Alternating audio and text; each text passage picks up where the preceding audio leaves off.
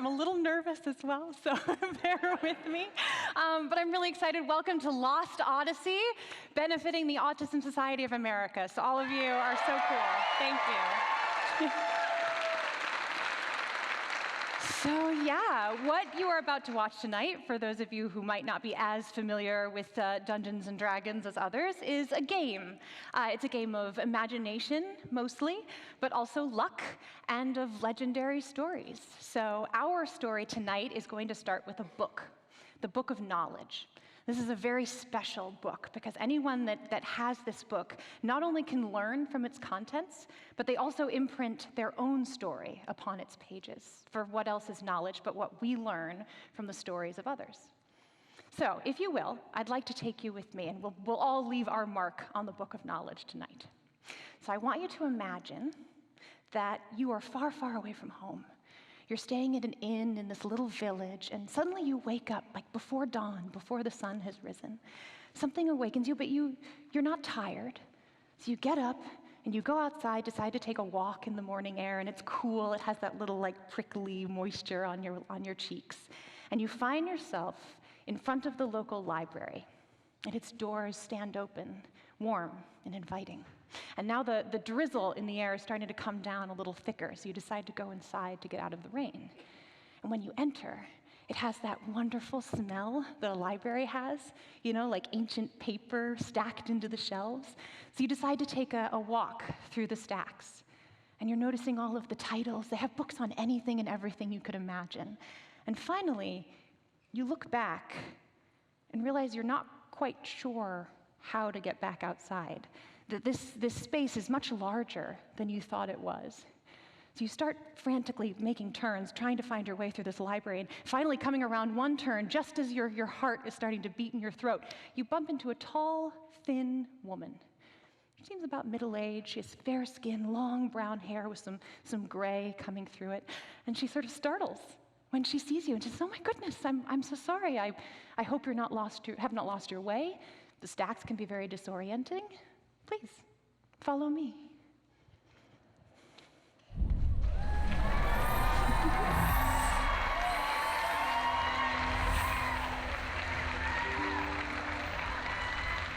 So this woman, she takes you back through the stacks into a clearing where it's very comfortable and warm, and you can smell incense on the air, and there are rugs laid out and beautiful lanterns lit. And as you take a seat, you start to hear others begin to come and join you. I have a cheat sheet. The first of which is a lithe, handsome dwarf. He stumbles out of the stacks, possibly a little drunk.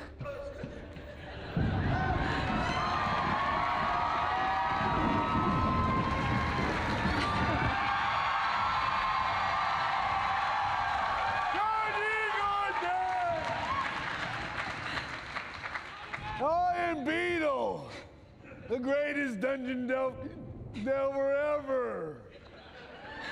What are all these things you see? What are all these things?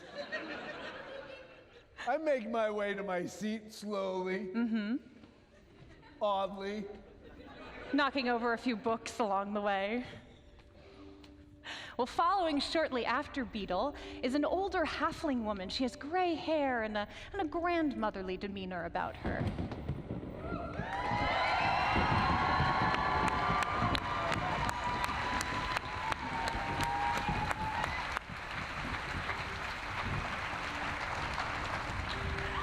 If you're wondering why he was walking funny, I'm Rosie Beestinger, and I'm so delighted to be here.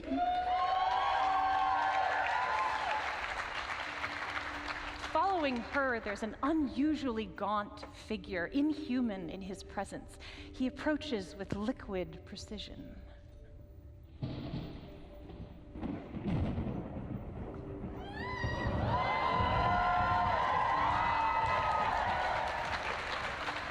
God, ye good then.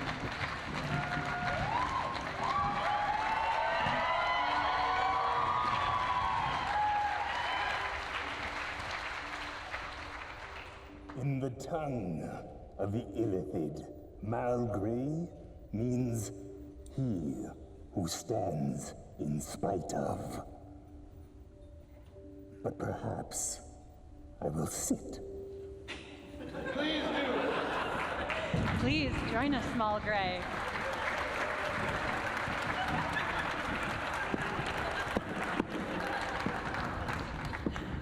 Perhaps in direct contrast to that, a squat, bright-eyed gnome with a fashionable goatee enters. His jacket clinks a little with glass.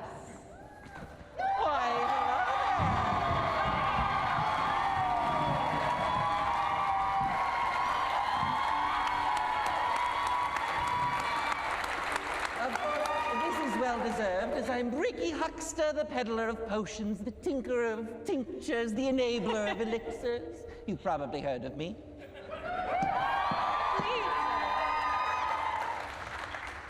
And finally, a last figure approaches. She's tall, buxom, red-headed, an elf, in shiny beaded attire, and she walks in with a bit of swagger.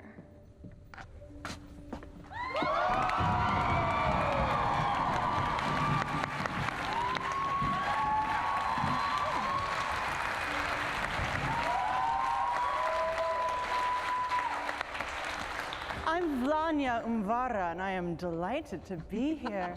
I seem to have lost my cat. RPG, where are you? I'm happy to be a cat for you.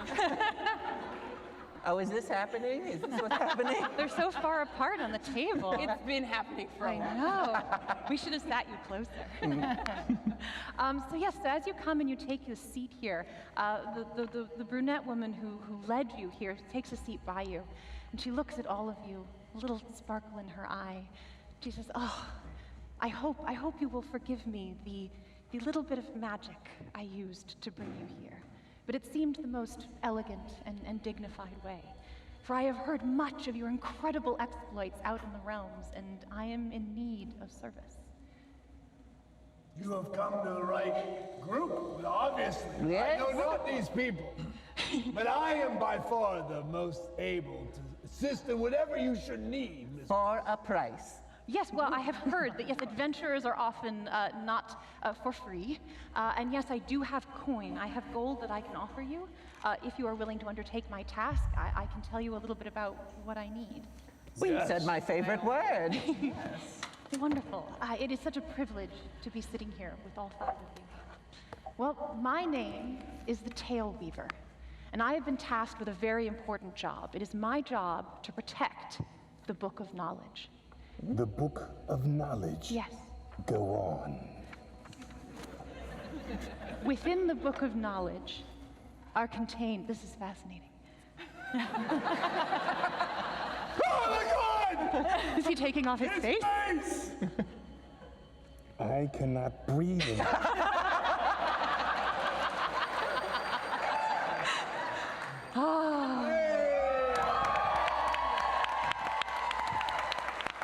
Honestly, it's a big improvement. Better. The handsome man. All right. He says, yes, I am the protector of the Book of Knowledge. The Book of Knowledge contains the oldest and most important stories of our history, of our world. Now, up until this point, my job has been to protect the book from outside threats, people who wish to destroy it or steal it. But recently, as I've been perusing the pages, text has been disappearing. Oh, dear. The stories will flicker, disappear for a while, and come back, eventually to disappear completely. Have you been drinking, dear? I never indulge, thank you. That might be the problem. Could be the problem. Maybe I'd enjoy it more. So yes, I fear that the current threat might be coming from within the tales themselves. I'm curious. I have a special magic that could send the five of you into the tale world. And I would ask you to explore the stories, see if you can figure out what the threat is, and hopefully stop it. Not a problem. I'm out. I don't believe in these things called books. Well, that's a close on Matt Lillard, everybody. Good night, Matt Lillard. Thank you so much. How much gold? So, yes, I have 500 gold total. I would offer 50 gold to you each now, and 50 upon your return if the job is done. How perilous would you say this is? Well, I have never been to the Tale World myself, but it is dangerous, and many of its elements are unknown. I will offer that we can decide upon a time. The tricky part is we cannot communicate once you are inside the Tale World. What? This is going to be a problem, yes. A bit. It is a bit. So we can agree, maybe I pull you out in a week, or less if you think you can get the job done faster. Now listen, sometimes in sub-worlds, time moves differently. What This if is very true. What if a week in there for us is a lifetime? I'm out! Matthew Lillard, everybody. Matt Lillard, everybody. It's gonna be like that. It's too easy. Sorry. I also, once the job is done, the text should reappear. So I will know when the job is done. I can pull you out immediately if that time is sooner I than like our that agreed upon idea. time. It's a much better idea than just randomly a week. Well, I would hate for you to go in there and want to come out and Right. not finish the job. We might be able to knock this out in like 5 minutes. You could, and then, Right. yeah, Then then come right good night, back. everybody. Yeah. Yes. What sort of tales are we dealing with? Are these common folk tales? Well, or- they're ancient tales. They are history, but they, of course, history and stories change as they're passed through generations. I promise you, it is better for the book to tell its own story, and you will know the stories before you enter them. Well, as long as it's best for the book. It is more ancient and valuable than... You don't know how old I am, and I am very valuable. Thank You look fantastic. Thank you. All right. Because Well, if you're willing to undertake the quest, I will answer any other questions that you have. it's a very compelling call to adventure, and I have to say, I'm intrigued.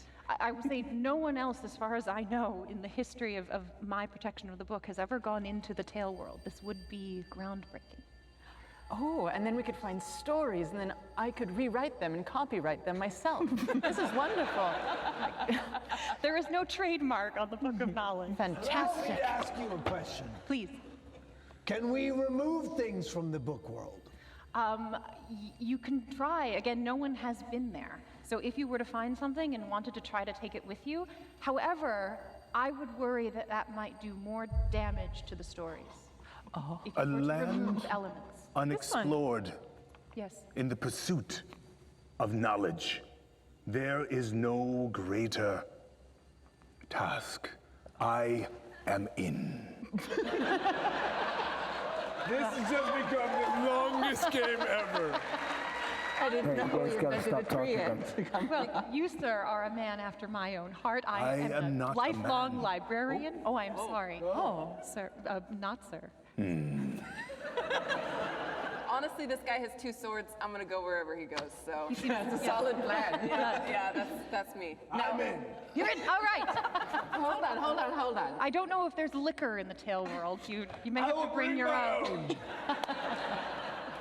You keep saying that no one has gone into the book Yes. world ever, but do you have any links on what has been happening to the book? Maybe there's someone in there waiting. It is possible that that could be true. I don't know how they would have entered without my knowing it. As far as I know, I am the only protector of the book and the only person who knows how to send people there. Have you been there yourself? No, because I am the one with the magic, I could never bring myself out. So that would be very dangerous. Can I do an insight check to see if You may. you're full of crap? And I too would like to do insight. 2 insight checks. Go for it. I'm I'd totally, take a 5. I'm totally up and straight and narrow. Yeah, 17. a 17. Total lies. Not total lies. You actually feel that a lot of this is the truth, but that she is there. As much as she's putting on a smile, there's a desperation. She really needs someone to go in there and figure this out. Very well. Oh yes, right. Flania's in. She's up for an adventure. Well, this is fantastic. I'm so pleased to be in the presence of true heroes. Oh, it's been a while since I've So- heard that. Thank you. So wait. Yes. We're going to a totally different plane no one has ever been to, and there's no guarantee of safety. What and could the- go wrong? Why would you say that? It's only a 3-hour show. all of that is fine. But 50 gold pieces? Right? It's a It's like, it's To start out with. To start out with. It's 100 if you come back each. 100 gold pieces, sweetheart. I'm merely a librarian. You I can. don't- I'm just Not glad like that big someone else is talking sense finally. But stories are priceless, and we are going to come up with our own story. No, that's Maybe baloney. our names are going to be put in the book. Are you, so she's We're paying coming us- out, right? She's paying us in exposure. Yes.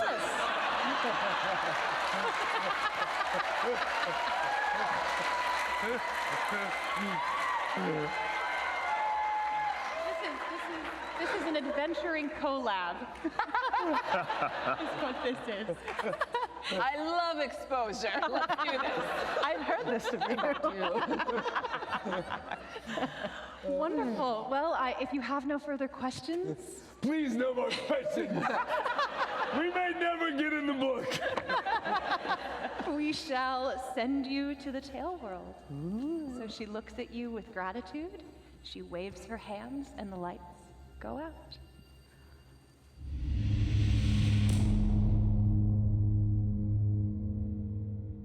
A marvelous ship for a long-haul trip is the fluttering foghorn whist.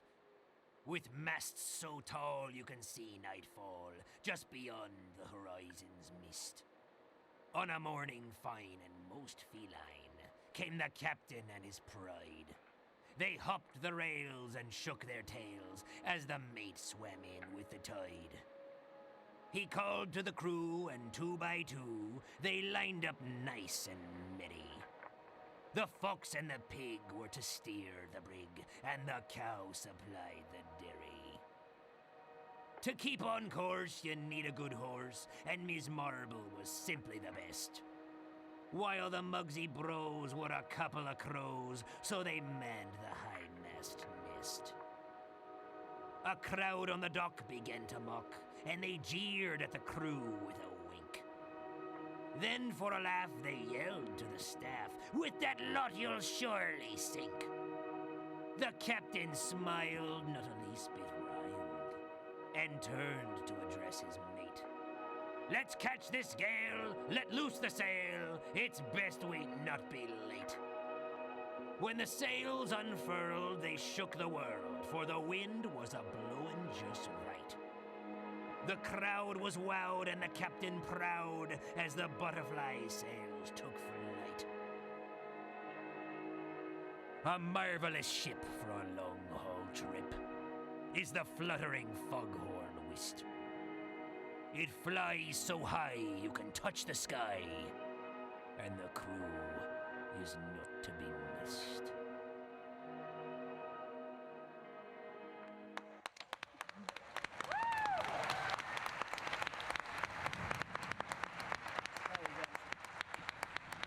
That was a great NPC voice. I couldn't even tell. That is Tommy Walker. Vero sits over right now. Doing that amazing voiceover and an incredible illustration. As the lights went out on you, you seemed to kind of swirl around in unconsciousness, and you heard this story in your mind, and some images floated by. As you sort of blink yourself back to consciousness, you are indeed standing on a dock, and there is a ship. It's all furled up, the sails are wrapped up for the night, just pre-dawn, almost like the time that you just left. You can hear the waves lapping on the shore, a little clang of a bell. Love you, Syrinscape. Yes, one interesting thing you notice is that what it seems like, even just about 10 feet behind you, the world blurs a little bit. Almost like it's foggy, or maybe reality stops existing at the edge. And it all seems to be sort of centered around this ship that sort of bobs up and down on the water. I'll cast mage armor on myself. Great. I'm gonna take a seasickness tablet. Thank you, Seamus. Do the sails look like they are the butterflies that we heard in the story? Yeah, they're all furled up at the moment, but you're looking, peering at them, and they do seem to be sort of colorful, more colorful than regular sails. Okay. And this is like the sun is just starting to Yeah, come just barely. It's kind of gray. Oh, do we see any Cool. people? Not as of yet. Is the morning cool? Aye. I do not know if I like this. Oh dear. I free my sword hand and pull. Oh, wait. We don't know if that's allowed here. Do it. Do you?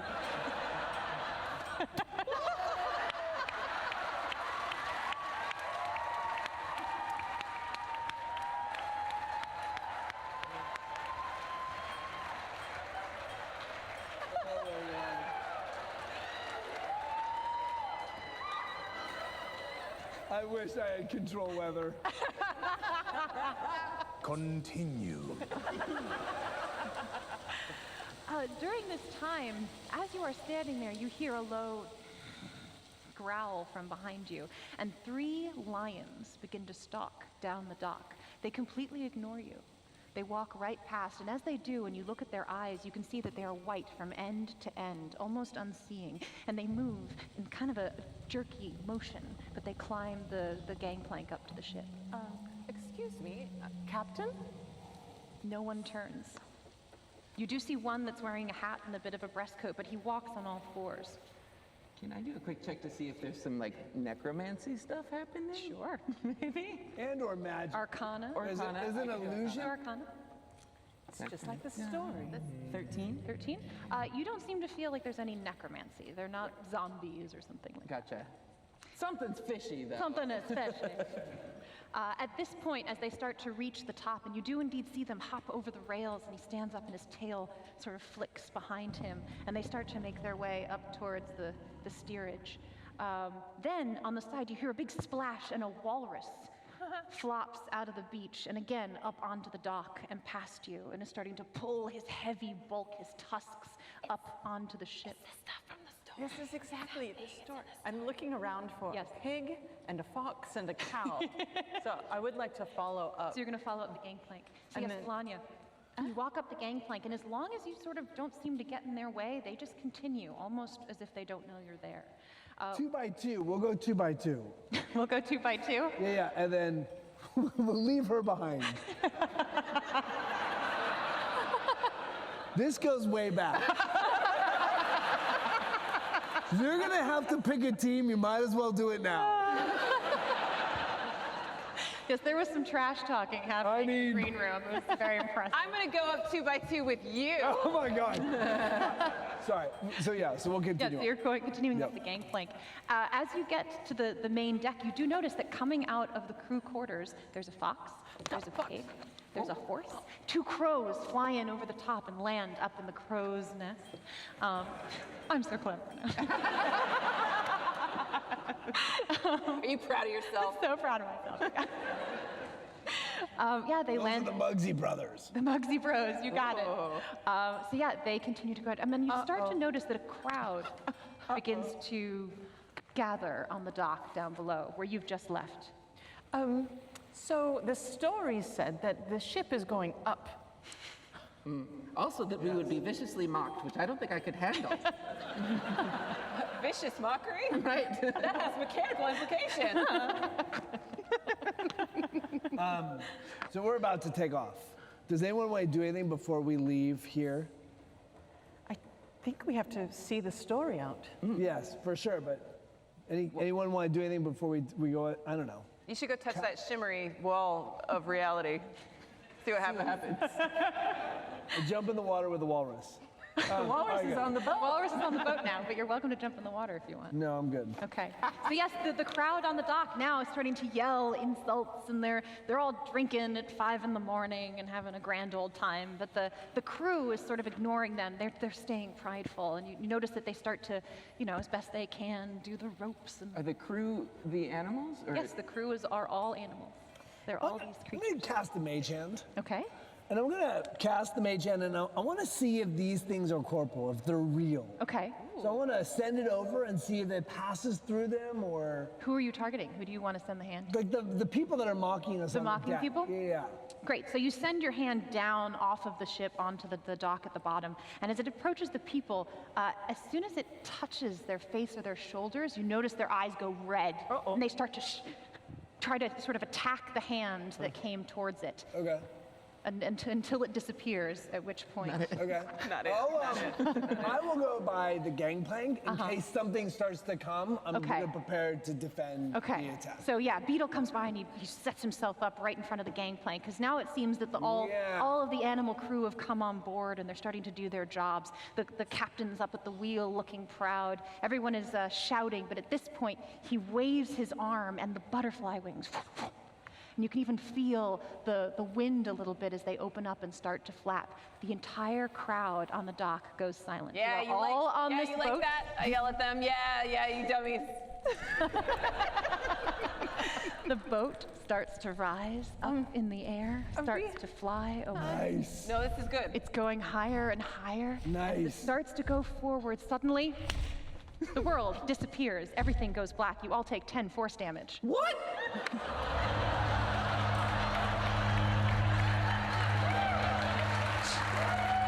Why are you cheering? What are you doing? You know, that's a big deal for you. You don't got a lot of hit points. don't. 10 force damage, and suddenly, boom, there you are, on the dock. The waves lapping. The ship is there. The butterfly wings are all folded up. It is pre-dawn. I do not like this story. Wait, It's okay, we'll do it again. hold tight. We're gonna just do this over and over again. So guys, what is the problem here? Okay, the wind was blowing just right. How was the wind blowing? Was it just right before? Yes. Well, it does say that they caught a gale and that they let loose the sail. Yes, which we got to that part. All of that worked out great. When the sails unfurled, they shook the world, for the wind was blowing just right. The wind wasn't blowing right. We got to pay attention. Did the wind take my umbrella in one direction or another? There definitely was a strong gale. There was a good wind. It felt like it should have done exactly what you needed. Gale is fine. Well, that's all I got. That's my only theory. At this point, you again hear the growl of the lions as they come up behind you Can and anyone pass speak? and start going up the gangplank. I could stop the lions from getting to the gangplank.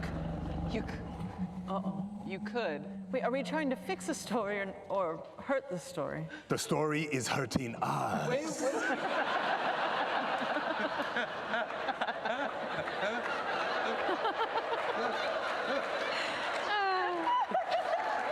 I never want to leave this.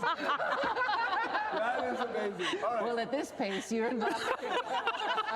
Here's the thing. What if we, I'll go up to the gangplank and try to stop them from getting up on the gangplank. Yeah. See what So happens. Beetle runs I'll run forward. in front of him, yeah. Run in front of him. Put your hands out to stop them. No, I'll you're not? remove the gangplank. You're going to literally remove the gangplank. yeah. Make a strength check for me, athletics check. I'll say to Not me. him, I help him. All right, Nice. so helping in my game is one person will roll and we'll add the modifiers from both rolls. 8, Plus 2. 8 plus 2. 9, 10. 10 total. It is All a right. heavy gangplank. There's no need to mock the beetle. So the two of you go over and you start to push at the gangplank, but this is quite a bit heavier than you thought it was. And there's probably maybe it's lashed somewhere. It's going to be hard to do, but the lions continue to ascend. Then I shall cast grease on the gangplank. As you are on the side trying to push at it, suddenly sliding down is this grease as the lions majestically step into it and suddenly lose their footing and slip and slide down the gangplank. At this point, when they come up, their eyes go red from end to end. They look straight at you and come forward, charging for an attack. Suddenly, out of nowhere, an arrow hits it right in the forehead. I hit myself. So hard. Can you hear that at home? And a man stands on the rail. Welcome, please, look, I got you. Look out, he says, as you look back towards the lion who went end over end onto the ship's platform. The arrow in its head, it stands up, completely undeterred and not damaged one bit.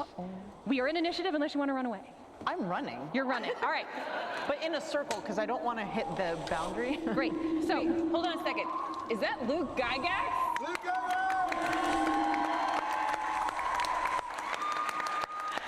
welcome to the table, Paul. You made a successful perception check. Yes, welcome to the table, tall, dark stranger. Oh, yes. So yes, the lion, however, the two of them that slipped, or sorry, all three of them that slipped on the gangplank are now still red in the eyes and start to stalk you. Coming closer. I hide behind the gentleman with the swords. Best as you can, yes. At this point, would anyone like to do anything before we roll initiatives? I step in front of her All right. to deter it. Fantastic. Then let's roll initiatives, guys. Hey!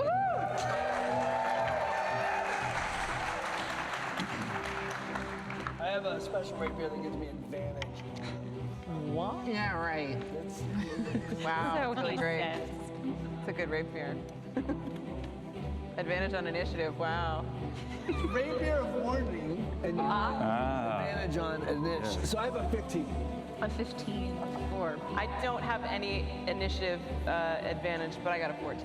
Rosie is a 14. She just wanted to prove you can get I just did a good enough roll. All right, Maul.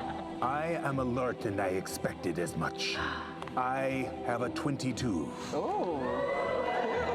Very nice for Maul, great. How do you have a +9 initiative? Because I am Mal Gray. That checks out. Ricky. A 21, A please. 21 for Ricky. Nicely done. Vlanya. 16. 16 for Vlanya. And our tall, dark stranger 11. has a healthy 11.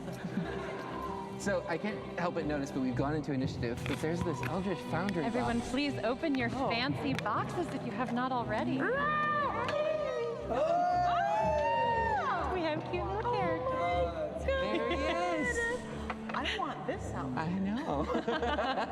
It is a little me. Oh, you're a large miniature. Yes, or you are a big it. Yeah. All right, fantastic. We are in initiative, however, so Maul Gray. What you see are these three lions starting to stalk towards you. Two of them break off to the sides while the one in the middle comes right at you. A common tactic. I step in front of her and bow. When I return up, my hat is now my shield, and the blade comes free. Today is a good day for battle. Right? Oh yeah, it is. I will strike the first one that comes close. So he's still a little bit away. You're going to move forward to him. No, No. I must defend this one. All right. Who's caused all this trouble. He's about 10 feet from you, this lion. I wait until he is 5, and then I cause him pain. All right, so you're going to hold that. We then get to Ricky. So Ricky has been watching all of this with panicked eyes, and he's sort of, if you look closely, you could see that his eyes start darting around, and then he slowly shrinks into Ricky Mouse. Our favorite Ricky Mouse. So he's done the druid wild shape. Wonderful. And so from this, then I'm going to look around, see if there's any sort of animal connection with the lions. Do they look like they want to eat me, or are they just crew people? They seem super focused on Vlanya and Maul Gray. So there's an intention, not animal instincts. No, there is an intention to harm them. Copy. All right, next, what you do notice, you do hear is the pounding of some hooves behind you as the horse, its eyes also having gone red, starts to come down the steps. Let's see. He's gonna run right past those lions and come and try to hoof at you. Here we go, horses. He's gonna hoof at you. Oh, and I have this cool thing. Look what Dogfight made me, guys. Whoa. I know. It's books. They're books. That's amazing. He's not gonna do very well. 10. Pink. So the horse comes down, rears up, and tries to stomp at you with his hooves, and you are able to stop him with your shield. Up next is the fox. Again, you also having kind of crept up higher to see the fox has also gone red, and he's moving into position. Vlanya, you're next. I don't think this is what we're supposed to be doing, guys. The horse that's on him, I would like to toll the dead upon it. Ooh, okay. And that is a wisdom. A wisdom saving throw for a horse? DC 13. For a horse? Oh yeah, you hit. So the horse suddenly, its head starts to shake its head, and it like it's hearing something inside. 11 points of damage. 11 points of damage on the horse. Yes, so you do. You see it sort of shake its head and whinny, and it takes a couple of steps back, but it doesn't seem deterred. Coming up next, the crows squawk and start to make circles around as Beetle takes his turn. I have no idea what to do. And I don't think it's about fighting. So I'm gonna do something weird. I'm gonna jump in the water. Okay. Beetle abandoned ship. It's legit. It's good. It's good. If I jump in the water, does all this nightmare stop? No. So you jump in the water. Yeah. Do you swan dive? Do you just cannonball it? Yeah, I'm gonna jump near a pillar, so when I'm wrong, I can immediately climb back up and attack. All right, so you jump off the side because you're by the gangplank, having tried to move it. You jump just immediately in the water next to it. Nothing seems to change. I knew that was gonna happen. You grab onto the pier. Yeah? But you've also noticed that there is this stranger within your midst who has attacked one of the creatures. Is he in the water with me? He is not in the water. Calm down. I'll try to take my full action to start to shimmy my way back. So you're starting to hoist yourself up this It's the worst idea I've ever had in a live D&D game ever. The humans now, having seen all of this, you start to notice that their eyes turn red. This is bad. Rosie.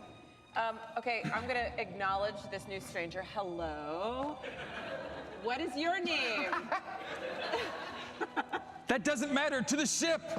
All right, everybody get on the ship, because this guy says to. I get on the ship, You start going? I'm gonna go on the ship, yeah. All right, yeah. so there's a lion and a mouse and a horse in your way. Not a problem. Not a problem. All right, as you go by each of these, they're going to attempt to sort of opportunity attack you as you go by. Go ahead. The hooves do nothing. The lion, there's only one lion you have to sneak by. He's going to try and bite at you as you go by. Oh, I'm rolling bad. That is a 12. No. Didn't think so. So you're able to dodge and dart, and you just get past this line up to the top. It's a little bit of a slip on the grease as you go, but since you knew it was there, we're gonna let it go. They are distracted. Follow the little one. So you run up onto the gangplank. However, here, now you see that there's a pig and a fox, and these crows are circling, looking at you. There's a walrus up on top by the, oh no, he's still down at the bottom. So the walrus is coming up on the beach. You see him pull himself out of the water. Do they all still have the red eyes? Yes, All of everyone's them? got red eyes. Okay. All right, it is the lion's turn. So the two that are coming around, coming closer, one is within 5 feet. It is mine. Go for it, take your attack. I strike up and then down. Shit.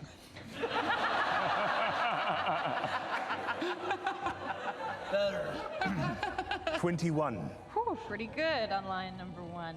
So yes, you strike up, and again, a huge rip seems to come through his body.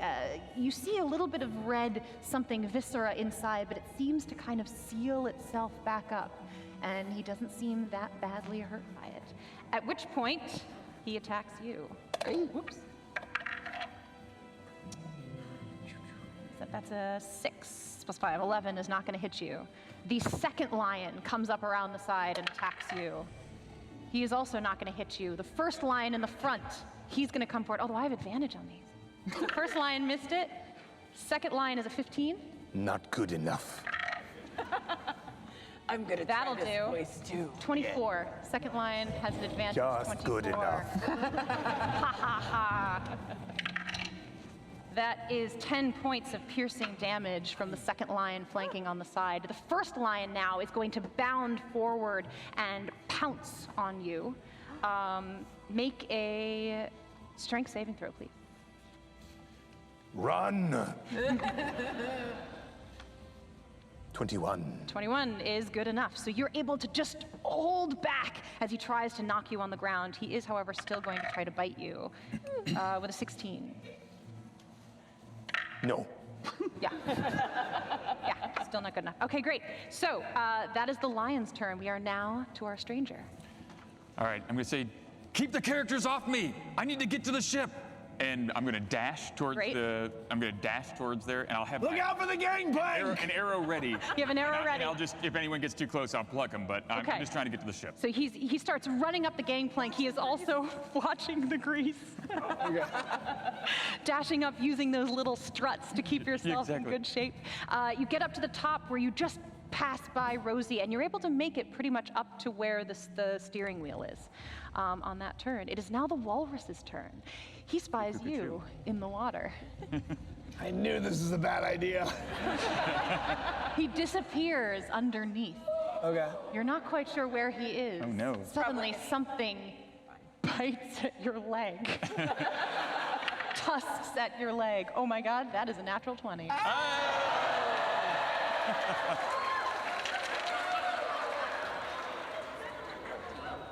I see you.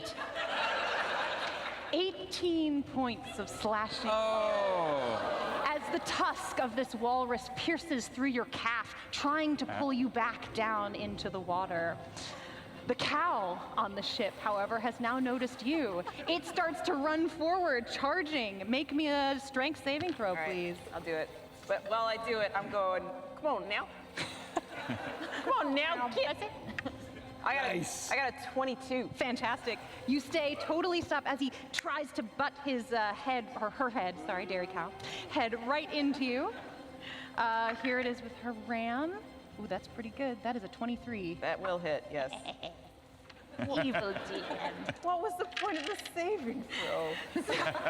So you're not knocked prone. Oh, I got it. So that is 7 plus 3, 10 points of bludgeoning damage from the cow as you get bucked right in the, I guess it'd be your head because you're short. Wow. But you're able to stand. You're able to stand on your feet. The pig, however, runs up behind you and bites your leg. With an 18 to hit. That ties with my armor class. Which means I get it. For 6 points of slashing damage. Oh my God. All of these animals are doing such good work. You ever have one of those nightmares where the animals are eating you? Yeah. Now I will. We are back now up to Mulgrave. I am moving her towards the ship as fast as I can. Do you pick her up? How do you handle it? She can walk, but I will shield her and absorb the brunt of the attacks. All right, so you shield her behind your back and you start to move forward. So we'll sort of take your initiative with his now since you'll be together. As you pull yourself away from 3 lions, you're gonna get 3 op attacks from them. With advantage? Yes, because Thank you. They are all flanked up. All right. That is, luckily your high 13 is not going to hit on the first. That is a 15. Not going to hit. He's blocking. And that is also lower. So you are able. Yeah. Nice. Go for it. You've got a shield up one way, and with the other arm, you fling them off as you keep Vanya behind you, and all 3 of you move, the 2 of you move up the gangplank, passing by these. There is a horse in front of you now. Of course there is a horse. Do you want to pass the horse? I want to pass the horse. Pass the horse. The horse is going to take its op attack on you then for a 23.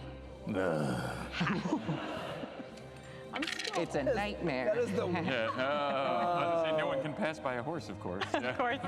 That is 9 points of bludgeoning damage from the horse's hooves. As you come by, you're able to pass, but it pounds at you as you do. You make it to the top of the gangplank. Just to ask. Yes. I'm like just behind him, like Yes. dodging around. Could I, while I'm doing that, bardically inspire him? For one of those hits? Sure. Is that the idea? Yeah. What are you trying to do? No, just to give him a little, like, an edge. Sure. What do you say? How do you inspire? I don't understand what's happening. That's the song I sing, and now you have bardic inspiration. You have bardic inspiration. Now is an odd time to sing, no? see. Now is the perfect time to sing. Her song matches the beat of the hooves on your skull. Enhances the soundtrack a little bit. But you do, the two of you make it to the top of the gangplank, and you have that extra D6? D8. D8. There you go, to help you out. It is now Ricky and the horse. So, Coming to CBS this fall. Ricky, remind me where you are. You're still down at the bottom. You're a mouse, that's right. Oh my God, that's so exciting. It's Ricky Mouse. Horses are really afraid of mice. That's what I'm hoping. So the horse, I think that's elephants. we're gonna see if the horse notices you or not. Oh, the horse totally notices you. Okay. Great. It's got these those usual dark black eyes, those sort of beautiful eyes are now totally like burnt red color. No. And hooves start to come down, trying to stamp on top of you. My mom raised horses, and we used to find little rat-shaped pancakes. Don't tell me that. In my hour of need. You're probably fine, that's a 9 to hit. Oh yeah, you're. All right. Oh wait, it's a mouse. Oh, that's right. AC's 10. Oh my God! So, as the horse is stamping down on the right, you're dodging in and out, back and forth. It is your turn, so where do you want to go? I'm sprinting onto the ship. Sprinting onto the ship, dodging in and out of the feet of your compatriots. Yes, yeah. My goal is to be the scout here, so I'm going to use my turn to do double my movement speed, Gotcha. which as a mouse is only 40. Okay. But I want to get a good vantage point because I want to have the song in my head or the story in my head, and I want to see if all of the animals go to the positions that they're supposed to. Okay. So I'm making my way up to a position that I could see that. Okay. Avoiding the crow's nest because I'm a mouse. Yes. So there's kind of a back deck and a foredeck, an aft deck and foredeck that gets you a little bit of height. Do you want to go up on one of those? Yeah. So he's on the aft deck with the steering. So down 4 I go. Okay, so you're going forward. Yes. So he goes up, you're almost you've got 80 feet of movement, so you're gonna come up right on the prow. 40 feet. 40 feet, but you said you dashed? Yeah, oh yeah, So you have 80 feet. Sure. Yeah, so you move. You're like a little speedy mouse, and you get right up on the top. Ricky Mouse is just gunning it. Disney's listening. Ricky Mouse is running as fast as he can. It's like in those cartoons when you just see the little wheel under his body. And you make it up to the top of the prow. And as you look out, it really does seem like the world just ends in this sphere around the ship. And it has the same sort of shimmery quality that we saw. That you saw behind you. I look up. Can I see through the fog at all? No, again, same thing above you. It is almost like there's this sphere totally keeping the ship in. Great. All right. The fox is now getting in the action. He's going to come in on Rosie as well. He's noticed Rosie. All right, little foxy, what can you do? Foxes always do. The fox does not do well. No, the fox gets a little tripped up by the cow's hooves. He's having trouble darting in and out to get to you, so he does not hit. Do you mind if I say something to this fox? It is not your turn yet, but you can on your turn. I will on my turn. I love it. Vlanya, you are hidden behind Mulgray, having dodged all of these lions. What would you like to do? I would like to continue hiding. Okay. And then hide further.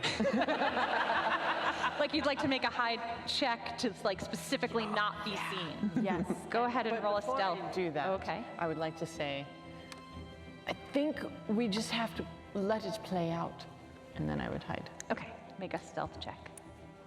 No. Not well hidden. All right, so we still know you're there, but you're being defended. But I think I'm very well hidden. Meanwhile, these crows come down and they're starting to peck at each of your heads a little bit. You're gonna get a peck. I don't think it's gonna do anything. Yep, you're fine. You're gonna get a peck from the other crow. Oh, you might not be fine. That is a 23. Ooh. You get 1 piercing damage. It lands on top of Rosie's head in the thick of her hair and just starts to do this. I don't hate it. Somewhere Hitchcock takes a note. Yeah, it does. It's now Beetle's turn. Crit. Oh, crit. I thought that they were going to. Okay. You've got a... Just yell crit. I thought they were attacking me, and I thought I was going to get critted again. You do All right. have a walrus on your leg. Yeah. Are we grappling? I mean, no, he doesn't Oh, officially thank God. have you grappled. Okay, good. No. So I said I was going to start climbing the side of the Yes. dock, I'd like to continue. I'd like to do that now officially. Officially do that? Yeah, I'd like to get to Taking the an top. op attack? If it's a clean break, no attack. You could try and, no attack of opportunity if it's just a straight break, just right? disengage? Yeah, oh, yeah. Okay, yeah, then you're So, gonna do that? yeah, disengage, Right. yes. So you... I just got bit by a walrus. So you pull your legs up like this out of the water. Disengaging and then climbing. And then start to pull yourself Yes.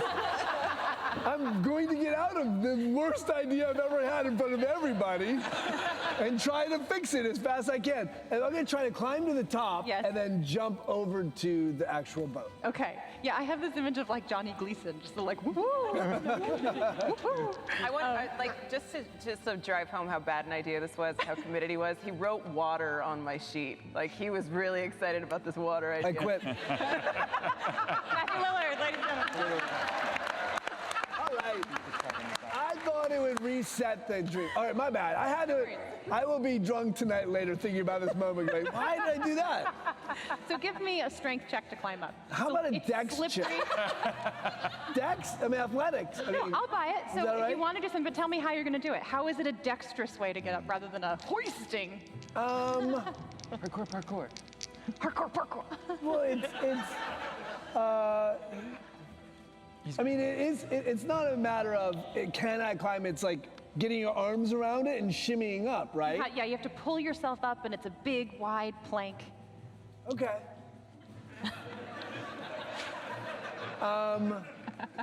You get your momentum going. You're swing and get your momentum going. Okay. Throw yourself up and I mean, he's got, I'll take a strength check. I trust you. Do a strength check. I think it's about I mean, if I fall back in the water, I'm going to be super bummed. I'll let you roll it. I have a +1 on my strength. Okay, you got it. I go back in the water. throw him a rope. So it's 7. You start to pull yourself up, but something maybe about the damage that you took, it really took it out of you, and you're really, you're feeling bad that you made this choice to go in the water. And it backfired on you so poorly. So as you try to hoist yourself up, the barnacles dig into your fingers. Oh, and yeah. You take Oh, great. that'll happen. 3 piercing damage, but you do not fall back in the water. So let me get this straight. I'm about to die from a walrus and barnacles. Right? Yes. 3 piercing. Copy that. Thank you. From barnacle damage. All right, that. Can't wait for the next round.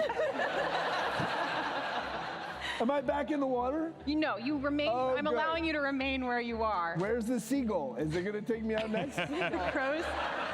The crows are very interested in Rosie's There is a hair right vicious-looking crab. Oh, yeah. Yes. So the humans on the dock are starting to stalk forward slowly, coming towards you. But since you've all moved away, they can't get within reach at this point. Rosie, we're at you. I got a crow pecking on my amazing hairdo. You've got a cow in front of you and a pig biting at your ankle. All right. All right, so to the cow, I'm gonna try something. This cow, the cow is biting, the pig is biting? Pig is biting you. Pigs actually, they like human flesh. It's like a weird thing. People have died from pig bites. I know. Yeah, I know.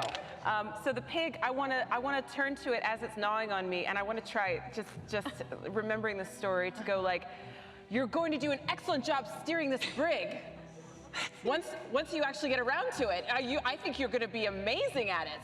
And then she jumps in the water. No. All right. Let's do a persuasion check. Okay. All right. In speaking or animal handling. Maybe we'll do animal handling. Animal handling and persuasion? No, we'll do animal handling. Animal handling. All right, here it goes. Whoa. It's a total of 6. A total of 6. So as this crow is pecking on your head and the cow's in front of you, you make a series of trying to communicate with this pig. One more time. Okay, ready?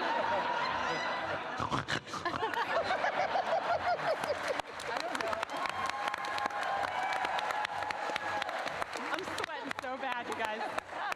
It sounded fluent pig to me. Did it? I know. Expert. The pig, however, doesn't understand a word. I tried. You tried. I was giving him a compliment. But You have a movement. You have a bonus action if you still want it. All right, well, I don't think movement's a great idea because I got 3 animals trying to chew on me at the moment. Bonus actions, man, oh man, I don't have much. I could try, no, all of it is I could try to take a dodge action. Seems a little late in the game to take dodge, but yeah. I will take dodge. Today I have disadvantage on attacking me. Yeah. Okay, great. We are back to the lions who were passed up, but they turn around having seen you two, and you're in the back, not hiding very well. So, lion number 1, who does not have flanking now, is going to run up and try to claw at you. That's a 21. Can I keep them on the gangplank?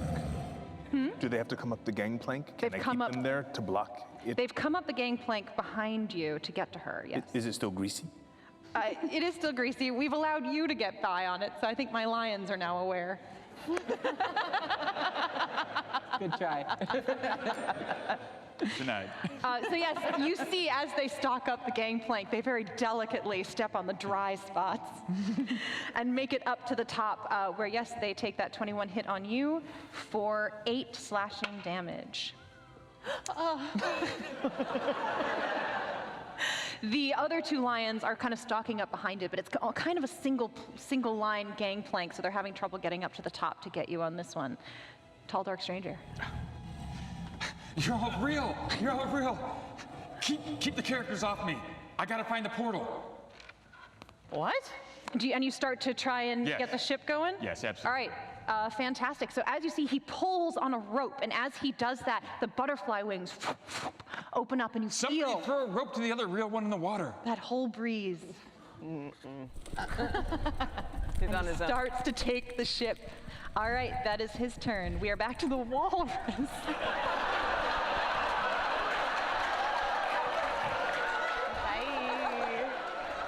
Can I say how happy I am that like my little zoo is like doing so much damage to like 8th level characters? I love it.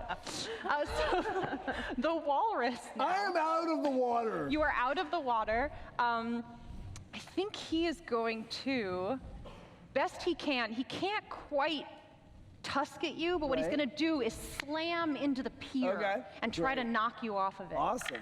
It's another friend. Oh, he's super successful. Go ahead and make a strength check to hold on.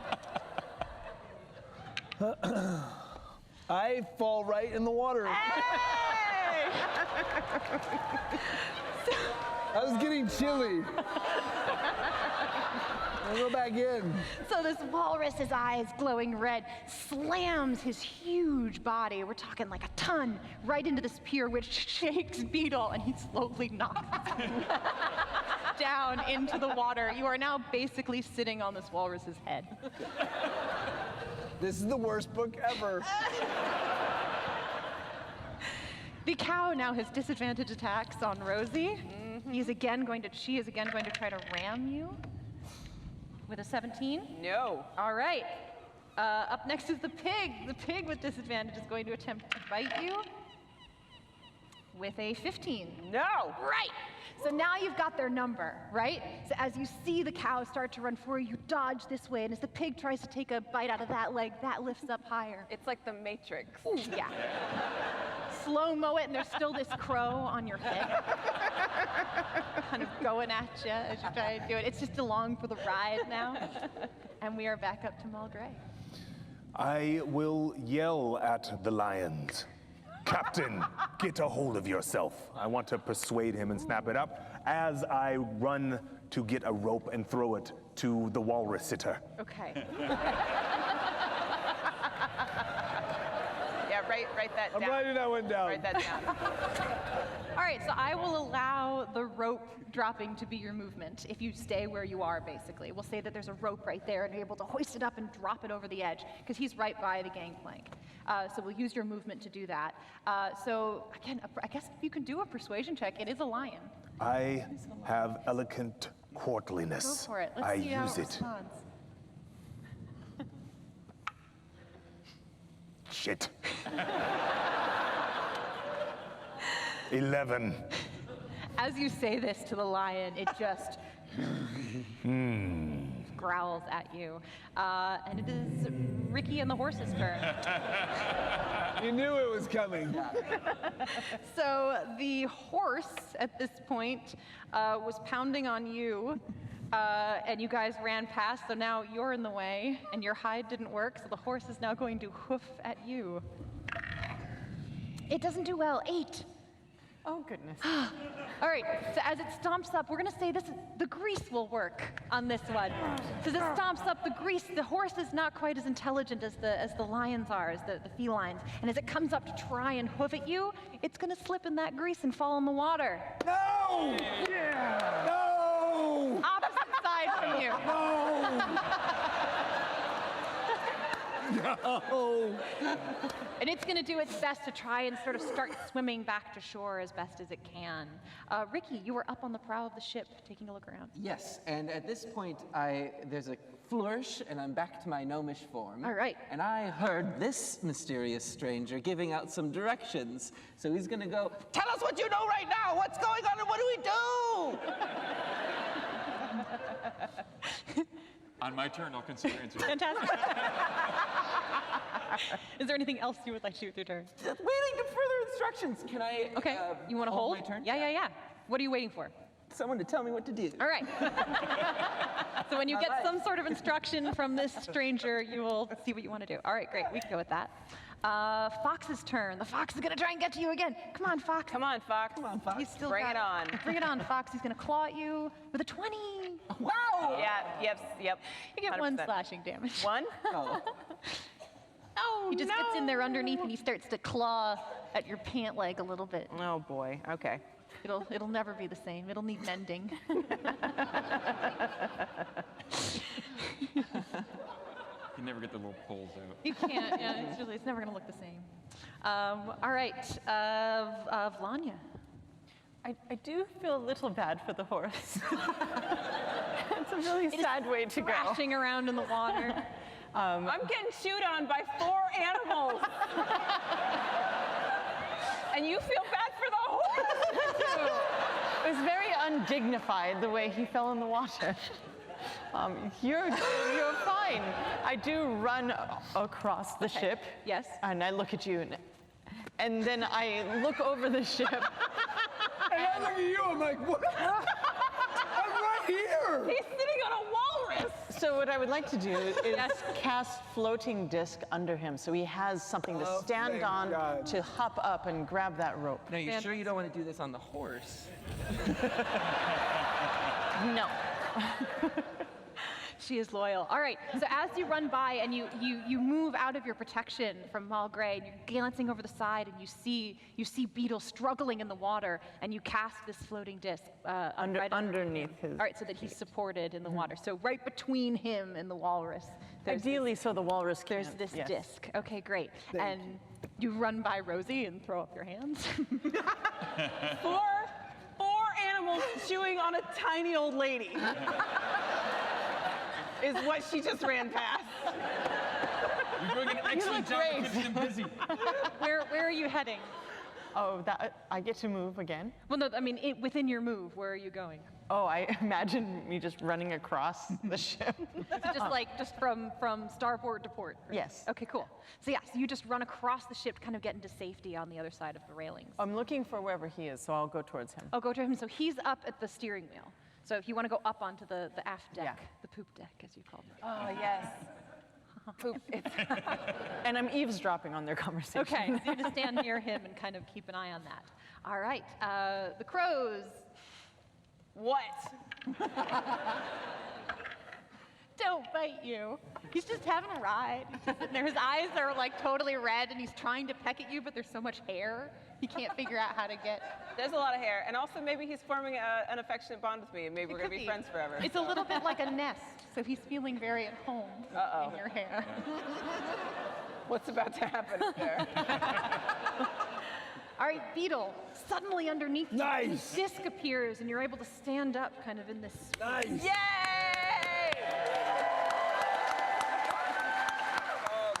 However, the humans are getting closer. The humans getting closer. Okay. Did I hear, I don't want to metagame, did I hear him say, keep them off me? Sure. Twice now. Yeah, he said it twice. He's yelling as loud as he can. So I'm gonna take this move action to get to the top, and I'm gonna ready myself with a flame strike to make sure that he's protected at all. Okay. So yeah, with the help of this floating disc, you're able to really just jump right up on deck, and you run up the gangplank, and you're. Oh, I thought she just took the flaming the desk. It doesn't move up. Oh, it doesn't. Not more than 10 feet or so. But there is a rope next to you. There is also a rope. So It goes 10 feet, and then there's a rope. all right, great. I'm gonna try to grab the rope. Okay. You're able to. He did a good job. Oh, thank right God. there. Okay, thank you So so you've much. got the rope. Okay, good. And I'll climb up. You're gonna climb up. Okay, that is gonna take a strength check.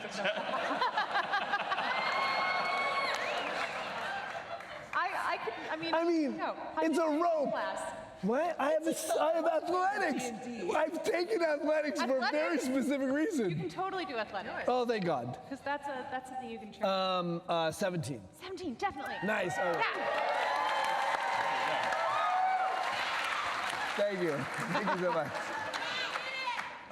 So you see the walrus thrashing around the water. That gives you heart, gives you hope. Thank you. You finally got one over on the I wall. can't wait. I can't wait to get out of this part of the story. All right, good. So I'll come up and I'll on the deck. and I'll watch his 6. All right, so you're watching him. Right now, there are no animals near him, and he's just opened the wings of the butterfly, Right. and he's starting to sort of try and steer the ship to take off. All right, Rosie, Yeah. Oh, I get to do something. you get to do something. Oh, cool. All right. This crow is growing on me. So I feel, having observed your very competent attack doing absolutely nothing to these lions, my attacks would also similarly do nothing. And we just have to get the F out of here. So in the meantime, I am going to try to talk to this crow and be like, are you one of the Muggsy boys? I could have sworn I knew your mother, and that is a dirty 20 on animal handling. Dirty 20 minutes.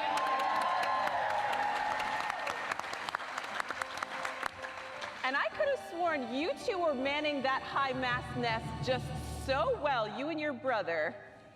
Am I mistaken? Aren't you one of those Muggsy lads? So up above, you feel it kind of settle down. And it doesn't, it just goes. Yes. Not good at animal, but No, that was amazing. Woo!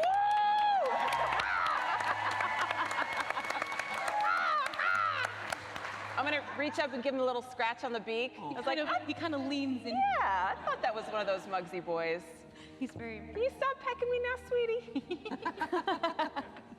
That's it. That's it. Okay, great. So what's out there? But there's still 3 other animals trying to eat me. Still 3 other yeah. animals. There are still 3 lions. Whose turn it is now. They're all going to come up on you. So the first one was already there. When the second one gets there, he now has flanking. So he's going to take his. Oh no! For a bite. 15. No. Not going to make it. The second one comes forward. That's a 21. Yes. Third guy is going to bite. Not going to make it. So you take 1 bite off of all of these guys with an 8 piercing damage. So the 3 of them slide up around you. They surround you. They slash, slash. You dodge, dodge. But one gets his mouth around your leg. On that one, I would like to do defensive duelist. I think not. 3 armor class to me, and he does not hit. Whoa! You're dodging right and left, able to evade all 3 of these attacks. The lions get low and circle around you, trying to come up with another plan. Tell Dark Stranger. I'm going to look for the portal and attempt to All right. bring us through there. So what Look, you... defend me! We must get out of this story to the oldest story, the Tail Weaver's world! That's a bunch of nonsense you just said. So what you notice about this stranger while he's at the wheels, instead of immediately taking off, he closes his eyes and almost seems to meditate for a moment and seems to get a sense of something off in a certain direction. He then starts to spin the wheel and you feel the weight of the ship start to take off as the wings start to pull them into the air. And I'll laugh and say, there it is! You're insane! So you had a held action from that instruction if you wanted to. I laugh as well. Ha ha ha!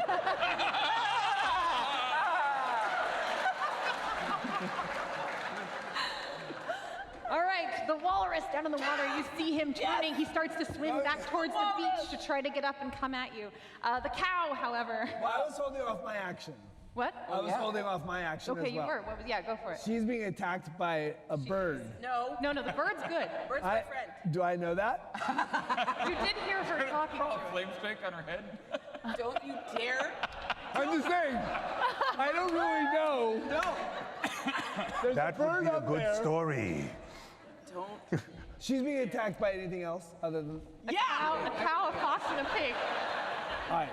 I'll attack the cow with a flame strike. All right, go for it. Missing terribly. You missed terribly. So, flame strike. Just ricochets off. Maybe don't do that on a wooden ship. You ding dong. I hit you. Okay, cow is still there. Oh, cow. Cow is gonna ram at you. Not gonna make it. The pig is gonna bite at you. Not gonna make it. And we're back to Mulgray. You got that quickness. And I continue to be quick because I don't like to be bitten by lions. I address the captains again. Captain, get a hold of yourself. Your crew is out of control. Persuasion.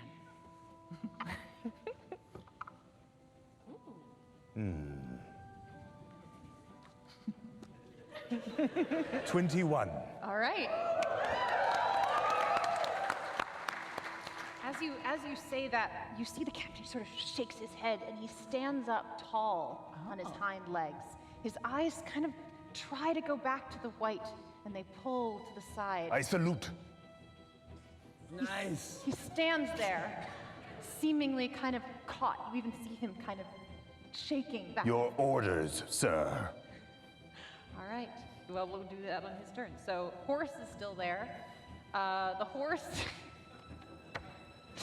Horse is gonna try and paw at you while this is happening. That's Didn't pretty the horse good. fall in the water? Oh, he did fall in the water. Hey, good job. Horse is in the water. Horse is he's swimming back to the shore on the other side. Ricky, on the prow. Again, what do I do? Oh, we're flying. We're in the air. It's just lifting out of the water. Okay, I will, what shall I do? I'm gonna pull out a bottle. Okay. And this particular bottle is globe-shaped, and it seems like it has a wind inside of it, and there's a swirling storm. And he's going to just sort of, I don't know, and cast it out, and gust of wind comes out, and I want to hit it into the sails. All right, that's amazing. Great. So, Nitro boost. I don't know what to do.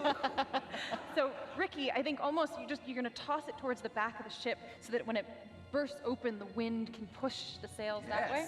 Fantastic. So yeah, you do that, and above your head, you hear this as the bottle breaks, and then as the wind takes up the sails. And you see that does make the wings of the butterflies flap faster, and it rises you up in the air quite quickly. All of you feel your gut, your stomach sort of drop into your center as gravity pulls you up. I waved goodbye at you. He's on the ship. He's on the ship. He made it on. I just waved goodbye to him.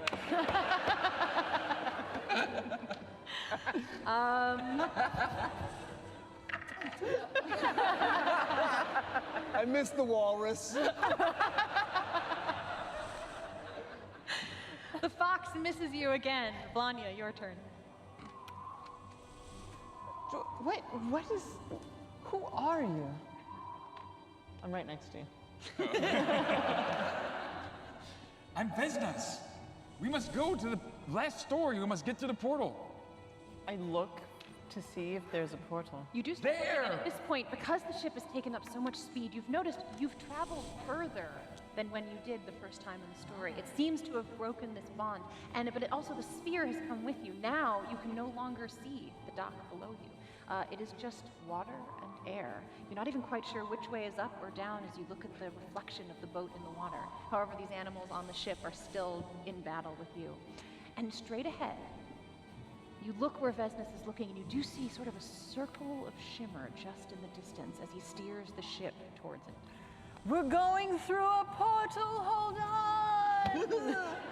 I'm trying to make sure they know what's going on. Okay, great. I'm covered in formula.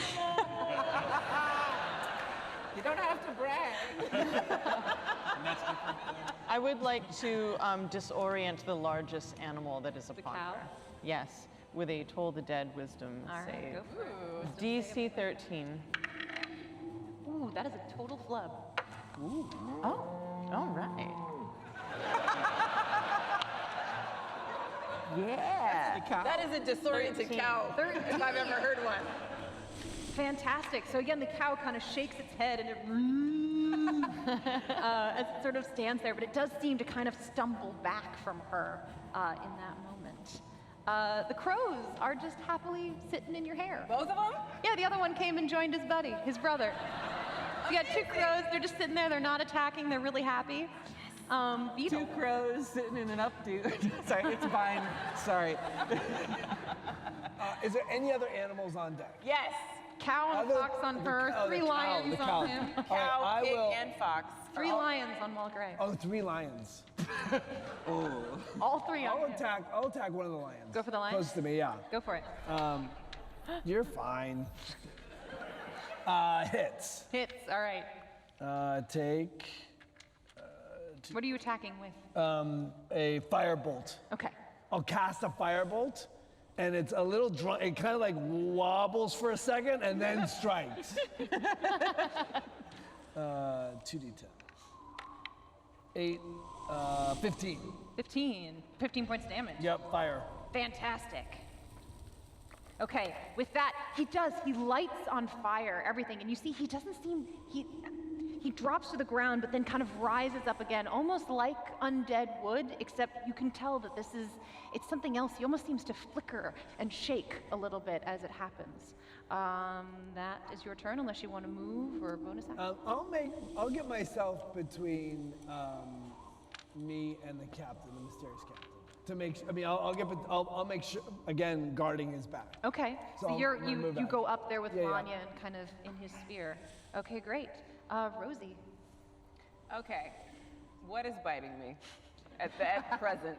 A pig is biting at your ankle. Yeah. A cow is ramming you. Yeah. However, he's just been disoriented Okay. by Vanya. And then there's a little fox trying to just scratch at your legs. All right. Okay. It's kind of cute. I see a situation where I could have a whole menagerie of pets. Yes, please. Right? Okay.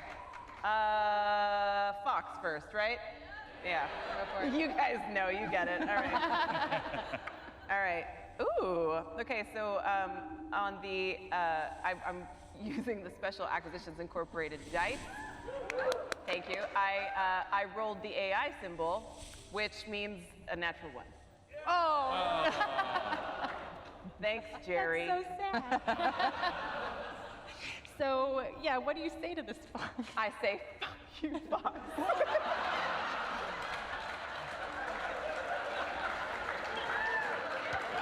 Only word you can't say. I know, I'm sorry. You couldn't even say, I don't give a fox.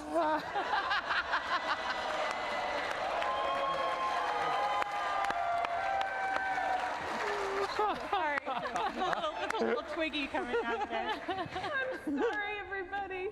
Yeah. I really blew that check in real life. So yeah, you look down and you try to persuade this fox, but it just goes right back at you. That's fair. We still have 3 lions. One of them has stood up and sort of tried to reorient himself. The other 2 are going to attack you, but they're not going to get their advantage because he stepped back, so they're not going to take their flank. First one misses. Second one likely misses. That's a 19. No. Fantastic. So they're a little bit disoriented. They do seem, even though their eyes are still red, they do seem to notice that the captain has sort of stepped back. So they're a little less sure about the way that they're going about their attacks. Walrus is gone. Oh no, it's Tall Dark Stranger. So he's steering the ship. Is there anything you want to particularly do, or are you good to keep going? I'm just gonna laugh maniacally. Finally! It's been so long. You steer the ship and you can see we're getting closer and closer to this circle in the air, and it shimmers a little bit. And just as the prow reaches the portal, Hold on. oh, the lights go out.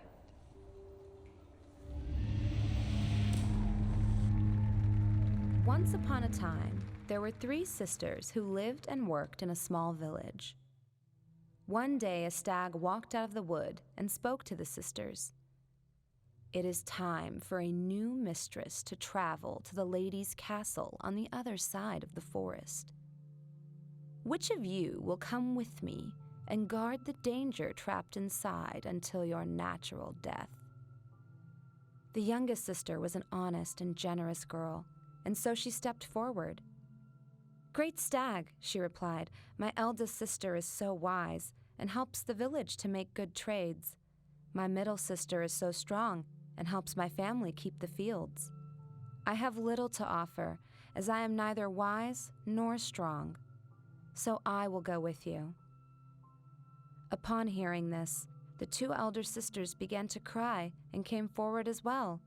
"Great stag, we love our sister, and with your blessing, may we come with her and see her safely traveled, and then return to town where we are needed." The stag agreed, and so the sisters kissed their mother and father goodbye and followed the stag into the dark wood. After many days' travel, the castle finally came into sight. At the entrance, the stag stopped and gave them a ring of keys. "These keys will give you access to all the wonders of the castle. There is only one door that is forbidden. In all your time here, you must not allow anyone to enter the room with the silver door." The youngest sister promised to protect the silver door. The elder sisters liked the look of the castle and asked to stay until the youngest was settled. The stag nodded. "I will return in 4 weeks' time to bring your sisters home." The sisters settled into the castle, which was very grand and comfortable indeed. Each day they used the keys to explore another room of the castle, and each was more wondrous than the last. The first week, they thought not once about the silver door. The second week, each silently wondered what might be beyond it. The third week, they talked about what treasures they imagined could be on the other side. The fourth and final week, the eldest sisters could think of little else but the silver door. The youngest sister remembered her promise and pleaded with her sisters to do the same, but they had grown to envy this home of their younger sister and thought not about the danger she was meant to guard. They opened the forbidden door and walked inside. The youngest sister pulled at their clothes to bring them back, but their bodies were yanked from view by a mighty force. The door slammed shut, and the key dropped to the floor. Her sisters had vanished, never to be seen again.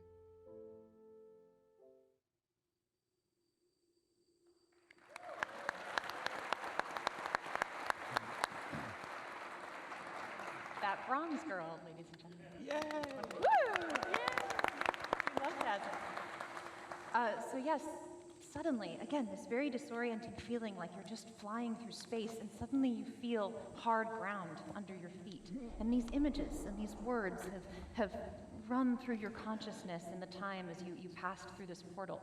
And all 6 of you find yourself standing in a clearing in the wood. The ship is gone, the animals are gone. You stand there, it's quiet, and you see the 3 sisters that you imagined in your mind gathered around a well, starting to pull up the water. Out of the dark wood walks a stag. He's 9, 10 feet tall, tines that reach out from his body. He has a ring of keys around his neck. He walks up to the sisters, and they begin to talk. We've made it to the next story. I didn't think we were ever going to get out of there, or I was ever going to get out of there. Thank you for your help. Oh. My name is Vesnas. Vesnas, what is going on? How do we get out of these stories? Obviously, we're stuck in the Tale Weaver's book. Wait, I thought that nobody was ever supposed to be in here. Who are you and how did you get here? I was captured by the Tale Weaver and forced into this book, just as apparently you were fooled and tricked and put in here as well. Insight on him. Curses. Insight on him? I've never done that. I always usually just say, hey, players interact. But insight? Go ahead. Go ahead. Deception versus an insight. We can do. If you're deceiving, I don't know. 25. 25? 4. So what you sense from him is that, yeah, he's absolutely telling the truth. He was trapped. Now, there may be some elements of the story that he's holding back or he doesn't remember, but you definitely feel he was trapped here. His eyes do look like they're kind of switching. Yeah, he's kind of... A little furtive looking. What do you know about this world? Anything? I surmise that this is the oldest story in the book, and I've finally gotten here, thanks to your help. How did you know about the portal in the last world? I can see them. Oh. I've been here, trapped, for many, many, many, many years. But have you been to this world before? No, This one here? I've never made it here. I've had to journey through the entire book, and I just now made it. Thank you for your help. Without you, I would have been stuck on repeat through that story. Is the portal how we get out of this world? Yes. So you see it? There's going to be some object in this story that is going to be critical. That's the linchpin. What That's was the it for centerpiece the of last story. one? The ship, Oh? The keys, maybe. perhaps. The door. The door. Or the door. Or the stag. While we're talking, Or one of the sisters' heads? Ricky. It could be. I would like to just kind of casually step back and take a look at your potions. And see if I see any healing potions on them. Oh, yeah, you do. And then I say, dear friend. Yes. You have some very handsome healing potions. Oh, yes, well spotted. Yes, and I think that some of our people might need them. Oh, now well, would be a great time. Need and want are two very important distinctions that I Need. want to make. Need. Now, for a certain price, I'm sure things could be arranged. How are you looking, buddy? Not so great, I assume. I am a warrior. I will not show my pain. I turn and show you my wound. Just lion claws and bite marks all over him, his beautiful white robe soaked in blood. That's not great. So yeah, I'll take this moment. Wait, first. I will. All right, first, before we do anything else, I need each of you to take one of these berries. Here you are. Here you are. These are good berries. And if you feel that you are at a low stamina level, just pop one in and it'll help you out in a pinch. Don't do it right now. I get 1 hit point back. Great. And you ate it. Good. They're for emergencies. I already ate mine. Okay. All right.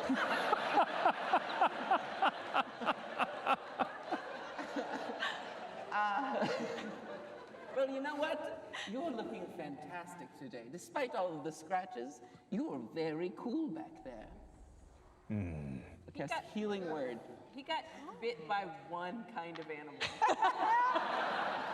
But it was this big. So was the cow.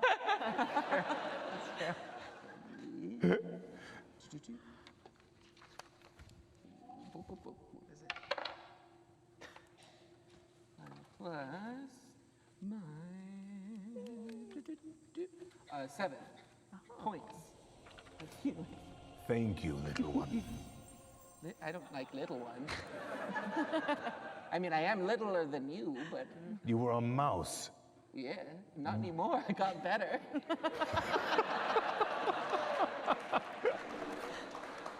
Thank you. My pleasure.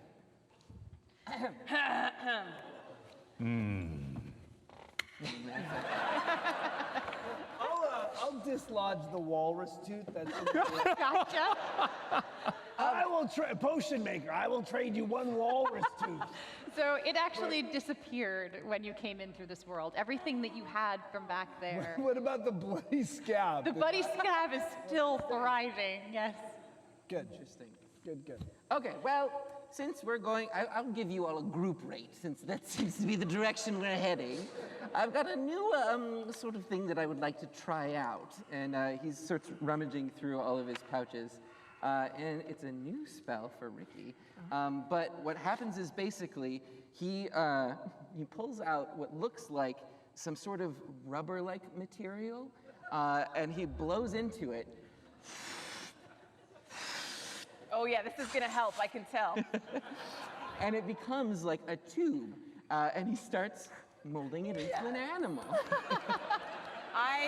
Honestly, I feel like I get like 27 hit points. As he lets this go, it sort of floats over into the middle of like the circle we're standing in, and it pops. But there's a residual green, like sort of being that takes the form of where that animal was. And it starts to gallop around on 4 legs. And it goes through you, and through you, and through you, and through you. And you get some healing, and you get some healing, and you get some healing. You know, do you have a manager? Because I'm really good at that, and we can like take this all over the realm. Let's take it on the road, baby. Merchandising. That's what I'm talking about. I've cast Healing Spirit. So it's basically a 5-foot cube that I can manipulate. In combat, it's a bonus action, but for now, it's just going around. Gotcha. Whenever it enters someone's space, they restore 1d6 points of damage. All right. Now, this lasts for a minute, and we're not in combat, so I'm making that guy do circles. Okay. So let's say he can do 1 round of hitting everybody in 6 seconds. Is that what we're going for? Sure. Or do we want to We take? don't have to hit everybody, to be fair. We but don't yeah. have to hit everybody. I mean, I'd see for a minute. Sure. Roll 46. Okay. Everyone can get 46. 4 plus 3 plus 5 plus 2. 7, 14. 14. Everyone gets 14 from the pretty little animal. He's going a little slower than everyone for 6 seconds. Oh, I feel so much better. You get a little something. While you've all been talking and this little magic show has happened, you've seen the stag talking to the sisters and the youngest one stepping forward and taking on her duty. They turn around and they kiss their mother and their father, and they begin to walk off with the stag. One thing you notice is as they move towards the woods, again, this edge of reality seems to creep closer to you. I'm going to. It's now I'm 5 gonna feet begin- from you. You start following them. Yeah. He just marches off proud after the stag. Okay. Yeah, Well, okay. Everyone coming with? Yeah. All right, great. So you follow them, and the stag goes into the deep, dark wood, and they walk for several days. I need 2 Constitution saving throws from all of you if you're going to keep up. Oh boy. Nope. And yeah.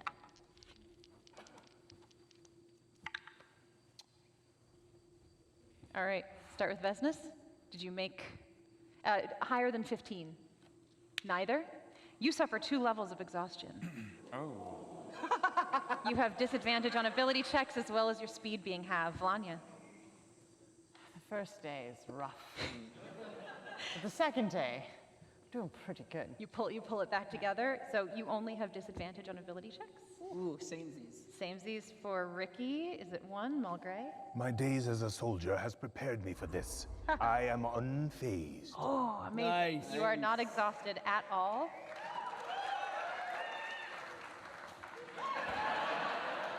Rosie. My days as a soldier have not prepared me. For long hikes.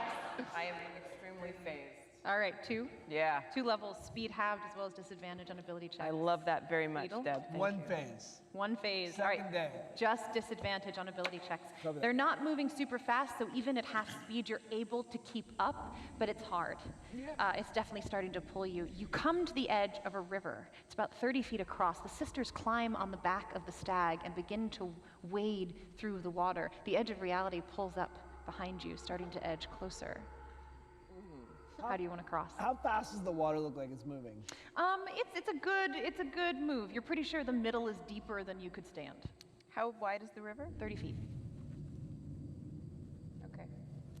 I'm going to take Step of the Wind, and I get a double jump distance. Okay. So I'm just going to sail across that. You're just bad going to boy. try to jump Yeah. it. Yeah. Fantastic. Yeah. So how do you do?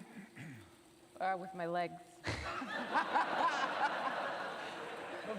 Just squats real low and just powers through. Yeah, I mean, I've got, I was extremely phased. I'm very, very tired. Yes, I'm you exhausted by it, but I muster one of my key points, and I feel the shadow flowing through me, and my own shadow that's cast on the ground behind me it gives me kind of a boost as I come running my tiny little old lady legs And that shadow pushes me into the air, and I go sailing across Vaults the river. you forward. Nice. Yes, you come back as far as you can.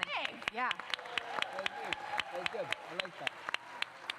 And it vaults you over. You see her, she just leaps the stag, and the sisters are underneath, and you go flying and land on the other side in that perfect little half-kneel, superhero thing. Hell yeah. But you're an old halfling lady. Two things. Did we rest overnight? Nope, there's no resting. You Okay, have to good. keep walking if you want to keep up with them. I'm a little worried about Ricky. I'm gonna cast Unseen Servant Okay. to cross and tie a rope on the other side. Okay. All right, and then that way we all have a guide to go by. Now tell me how with Unseen Servant, is it subject to any of the water or anything like that, or is it just not at all? I jump in the water as Beetle does. Well, I see what he's doing. Yes. And I just take one end of my hempen rope and hand it to him. Okay. And then mist surrounds my being, and I pop to the other side of the river. Fantastic. So he misty steps and appears on the other side holding the other end of this rope. I say to my Unseen Servant, sorry, buddy. I tried. The only time I would ever cast that stupid spell. Right now, completely usurped. All you see is a pebble on the ground get kicked Just really like- hard. My Unseen Servant is a perfect miniature beetle. And he jumps in the water and He's floats invisible. gently down the river. And With a an tiny unseen little interference. walrus. But no one saw it. So there is now a rope spanning across the edges. So If nobody sees your Vlanya- servant, is he really there? Oh, Vlanya, Ricky, and Mulgray still have moves they can make before Grab the rope. Yeah. anything happens. I wait for the rope. The rope is set up. He's misty stepped to the other side, so that's all I there. use the rope after everyone else is safely across. All right. So you'll wait and sort of help brace on the other end with Beetle. All right, you two. I know that we just met, but would it be a terrible imposition if I held your hand? I'm so sorry. And I gather my skirts and I eyeball the distance and I just I look at you dead in the eye and I just take a step forward and face step to the other side. Well, And I look at you from the other side and like, and I point at my shoes and I'm like, Can't do it. They're designer. oh, will you hold my hand?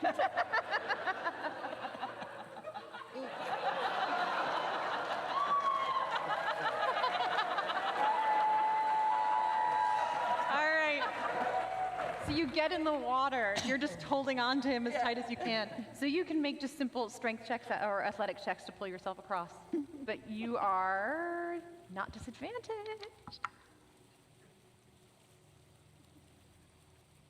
Athletics, Athletics. 15. All right, so you get into the cold water, and with one arm you've got Ricky held here. Whoa, okay.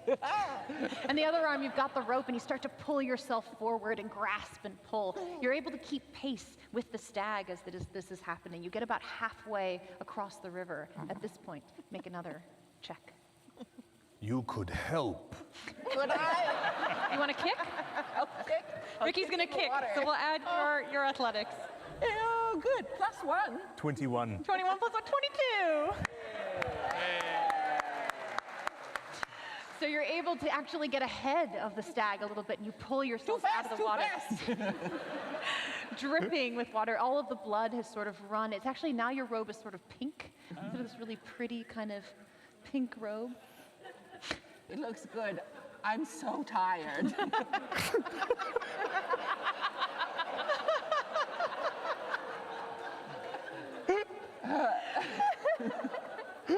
You make it to the other side. The sisters jump off the stag, and they begin to walk again for several more days. 2 more. Oh, no. Saving throws. I'm too old for this. oh, there's got to be More? something here. Hold 2 more. Oh, God. on. All right. No, I'm kidding you. Yes. That was so weird that I just, yes. All right. Business. 15 or higher? I'm gonna have to take my.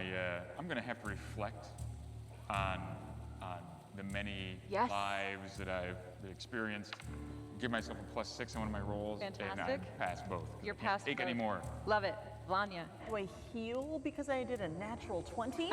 Ooh, you don't heal, but you're fine. Ricky. I just passed both. Just passed. Great. Fantastic. Mulgray.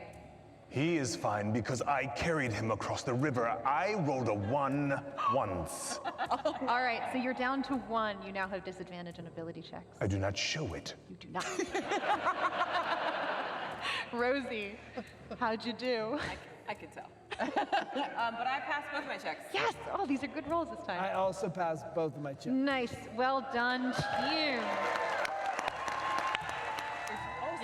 I'll find a moment for each one of us. Pull a few aside. To pull aside, and I will say, I do not trust the stranger. Yes, he's insane. I don't know where he's from, and I don't know what his motives are. The story that he tells seems to be true. That is all I can tell. So far. So far. Do you have a better plan? Just watch his back. Is your plan to jump in the water again?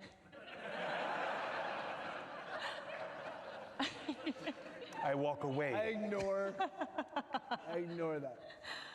Yes, so you have some days. If there is any questions you want to ask each other, you can't rest, unfortunately, if you want to keep up with the stag. Business. Any other business? Business? Business with the business?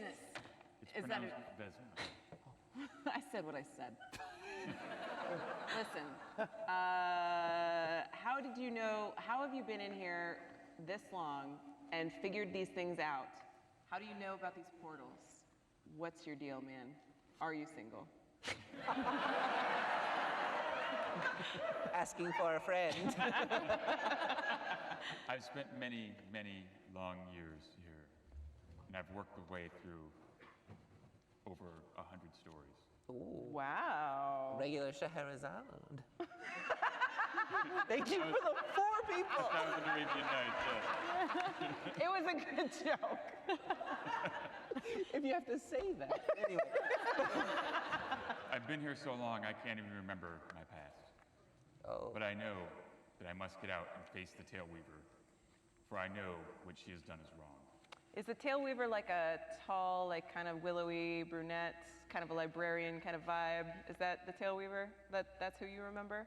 Yes. Ah, crap. And she didn't. You don't remember how she trapped you in here? Sometimes I do, but no, it's not clear. Super dodgy. Super dodgy. You don't believe me, dwarf? I don't believe you at all, Tailweaver. I'm sorry, business. Were you given gold to go on some sort of quest? Dang it, that's all quests. As a mercenary? 50 gold up front, and I tried to argue with her, but there was no negotiating. You should have stuck Show me the gold. I show him the gold. You pull it out, it's paper, and it falls through your No! Oh! She is a deceiver and you've been fooled. What is it? Wait, whoa. I pull out my gold. Yours is paper, and it seems to light on fire and disappear in your hands. But what on earth is the purpose of trapping us in here? Just some random people in a book? This is how she gains her power. Son of a... You are a source of power for her wicked ways now. Just as I am, which is why I'm trying to free myself and stop her. We should burn it all down, destroy everything. I look at trees. Right? Have you tried that? No matter what you do, if you don't find the portal, you start over again. Ah. How do you keep healing? Every time you fail, you take damage. How do you keep healing? What a mechanical question you asked. So one thing you do notice is that in that previous story, there was no chance to rest. It was not long enough. But this story is long. Dodgy. Okay, we continue. You continue. Yeah. You walk, you finally come to the gates of this castle. You see it ahead. It is truly, really quite beautiful. The stag kneels, and she takes the ring of keys from around his neck, kind of working it out through all the tines, getting caught. And she takes it and she puts it around her own neck. He bids adieu to the sisters, and they walk in. And one thing you notice is as the sisters part from the stag, the edge of the world seems to follow the sisters now into the story. You follow them in, I assume. Yes, you follow them in. You now have 4 weeks if you would like to rest. Yay! Yeah. Yes. I would definitely like to rest. Yes. They go and they're exploring all the rooms, and you find some empty bedrooms near theirs. You do have to make sure you stay near the sisters so you don't get hit by the end of the world. I rest for 3.5 weeks. But yes, you may now rest up to take them some things back if you would like. I just like scaring you. That's it's just fun to make people roll Constitution checks against Wasn't that much fun, I'll be honest. Hey, none of you got to the point where your HP max was halved. That would have been a fun one. No. That's fun for some people. She looks so sweet, too. I know. That's my deception. I to black heart. I would like to turn to Business. Sorry. So this portal situation, can you see the portal? Can you see the thing that's important to the portal? For instance, is it the key? I'll close my eyes. You're going to sense? So yes, again, he goes into this meditative trance, and he starts to send his senses out, and you very quickly sense that the portal is the silver door. Dang it! It is as I suspected. Dang it! So if we got the keys, then we could get to the door before they do. Or we could just wait for them to open it and get yanked through, and then we just I don't want to go in there. I believe this is the entail. And if we pass through the portal, we'll be confronting the Tail Weaver. This has been my goal. There's got to be something between that moment and now. I really don't want to wait 4 weeks. That's all I'm saying. Will their eyes turn red if we take the keys? Yes, almost assuredly. Even if we sneak it away? Yeah, but they're just 3 little kids. We can.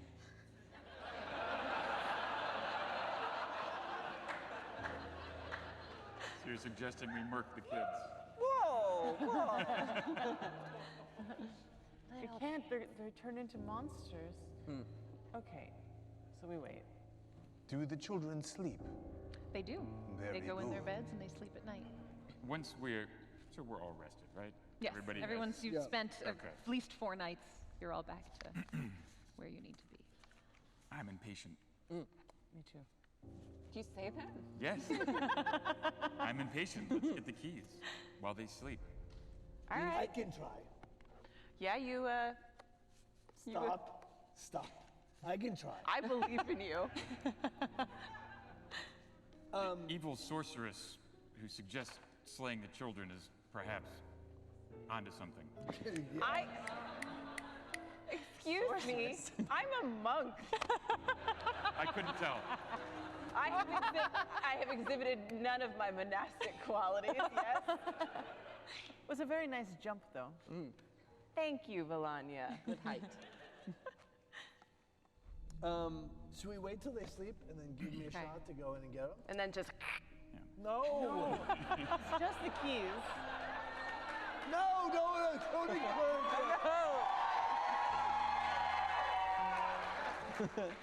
They're such good sisters. Come on. Since we're in a Nice young girls. Since we're in a castle, Yes. and I am a celestial diva, Yes. maybe there's a place where I could like get in a bath or. Hold on. Hold on a second. You are what? What do you look like? You're a celestial diva? The flowing blonde hair and the blue eyes. Amazing. I'm here for it. I didn't know. I had no idea. Tall stature. He's totally lovely. Yeah, you can find the bath. You want to take a bath? Oh, It is business time. Can we find that? All of a sudden, our heads are just I'm like, whoop, definitely whoop. like. Stooges. Yeah. I have so much dirt under my nails, and I haven't. Yeah, this is terrible. Walking through the So, woods. it takes some me time. Okay. I killed the children. Meanwhile.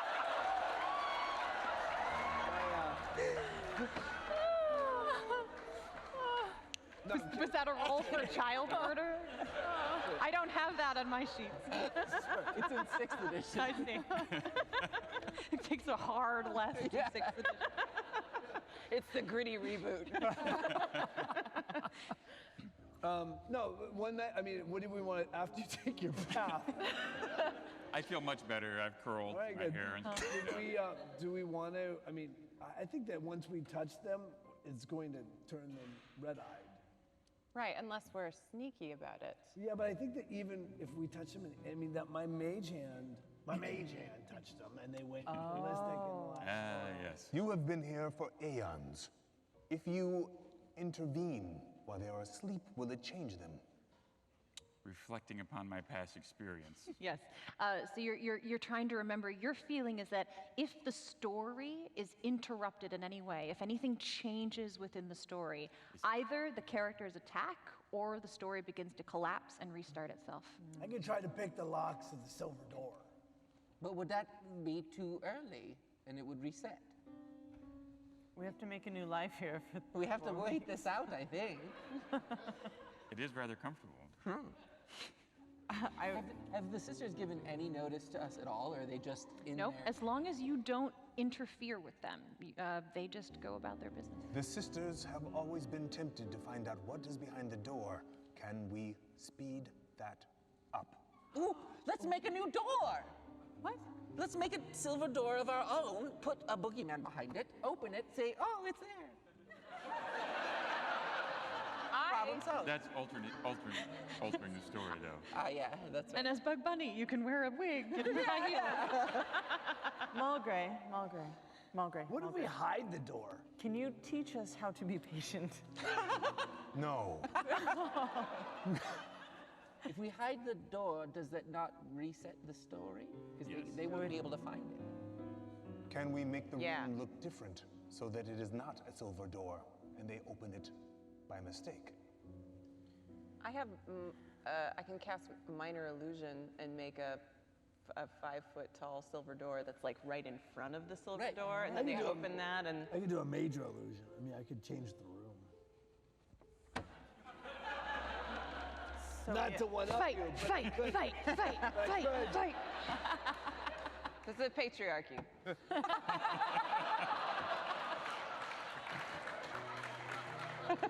all of these ideas are wonderful. But they all change the story. But they all change. They all change the story. Okay. So I think we just have to wait. Yeah. All right. So you camp out by the silver door, waiting.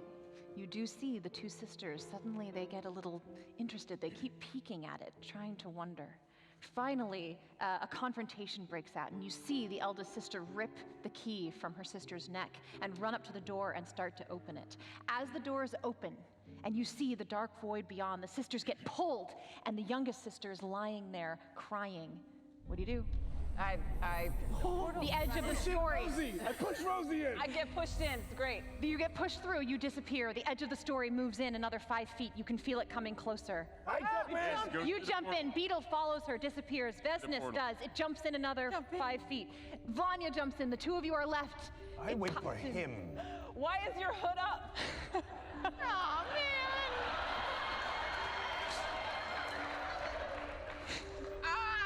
Ricky, it's right behind you. I go in. You jump in, you disappear. Mulgray, it comes forward. He walked through, it smacks you in the back. You take 5 points of force damage. Oh no! I smack it back. You take another 5 points of force damage.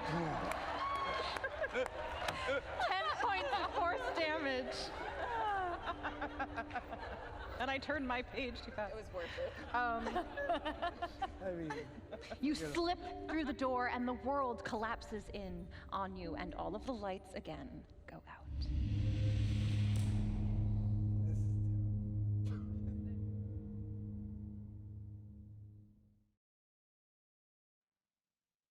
No story, no sound goes through your mind, but you come to consciousness and you feel wet earth on your cheek. You take in a breath and there's moist vegetation all around. You reach forward and your hand touches something sticky. And something with many legs crawls over your hand and you pull it back. You slowly climb to your feet, trying to find your balance. Finally, you start to make out the dim glow of phosphorescence on the walls. You see that there are spores and glowworms hanging from silken threads above your head. You're in a tunnel about 20 feet in diameter, all earthen. You turn around to look behind you, and where the door would have been is now a solid earthen wall. Pockets all around of spider webs, and little spiders and millipedes and centipedes crawl all over the walls. Ahead of you, dark tunnel. Your turn. Well, business.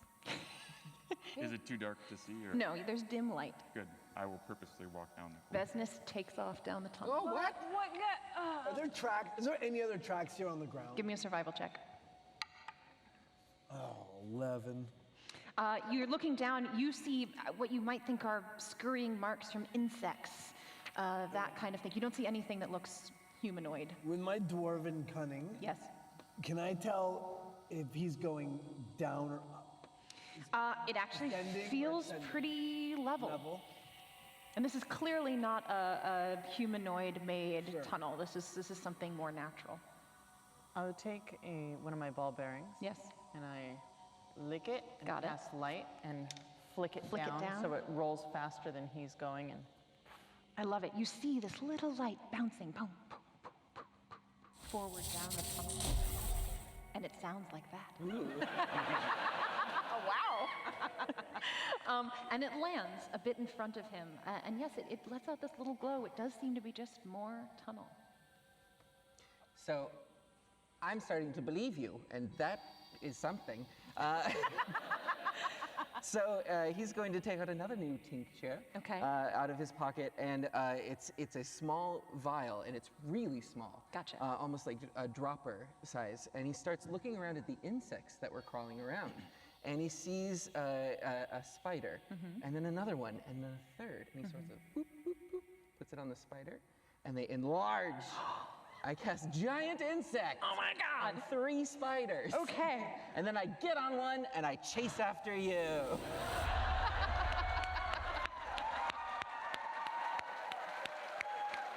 Wow. All right. So you see him with his little dropper, and whew, these giant spiders appear. You climb up on the back of one. Yep. Are you? I'm in the lead one, and there are 2 following me. Are you proficient with land vehicles? I'm proficient in animal handling, though. Fantastic. We'll let that go. I'm a druid, baby. You hold on tight onto its, it's like bulbous hair that's sticking out of the back, and start to ride with it as it comes forward, the other 2 flanking you like a badass album cover.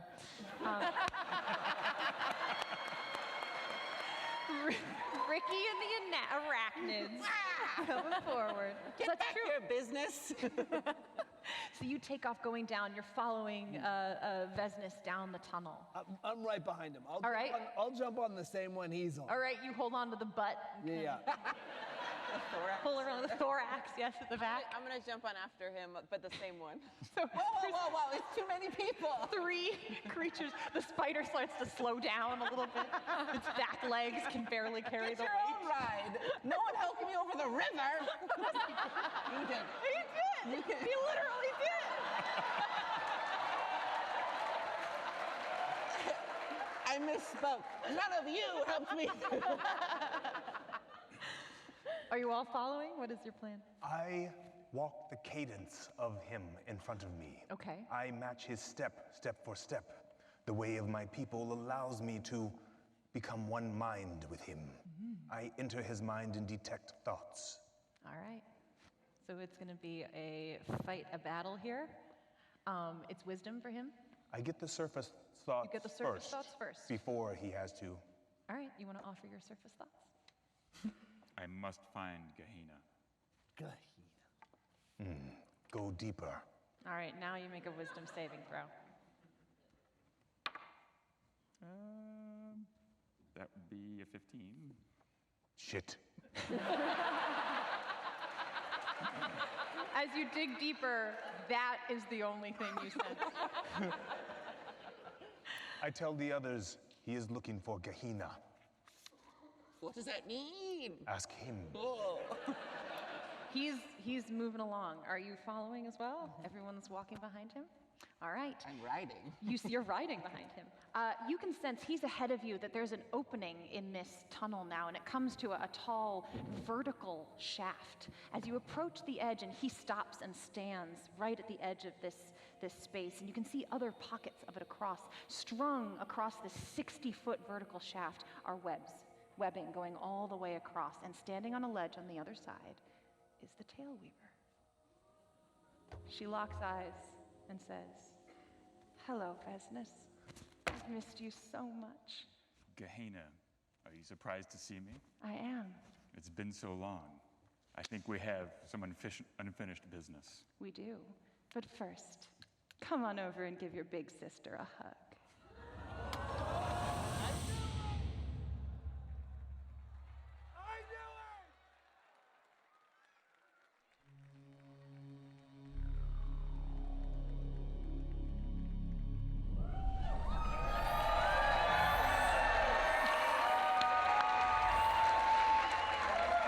Hello.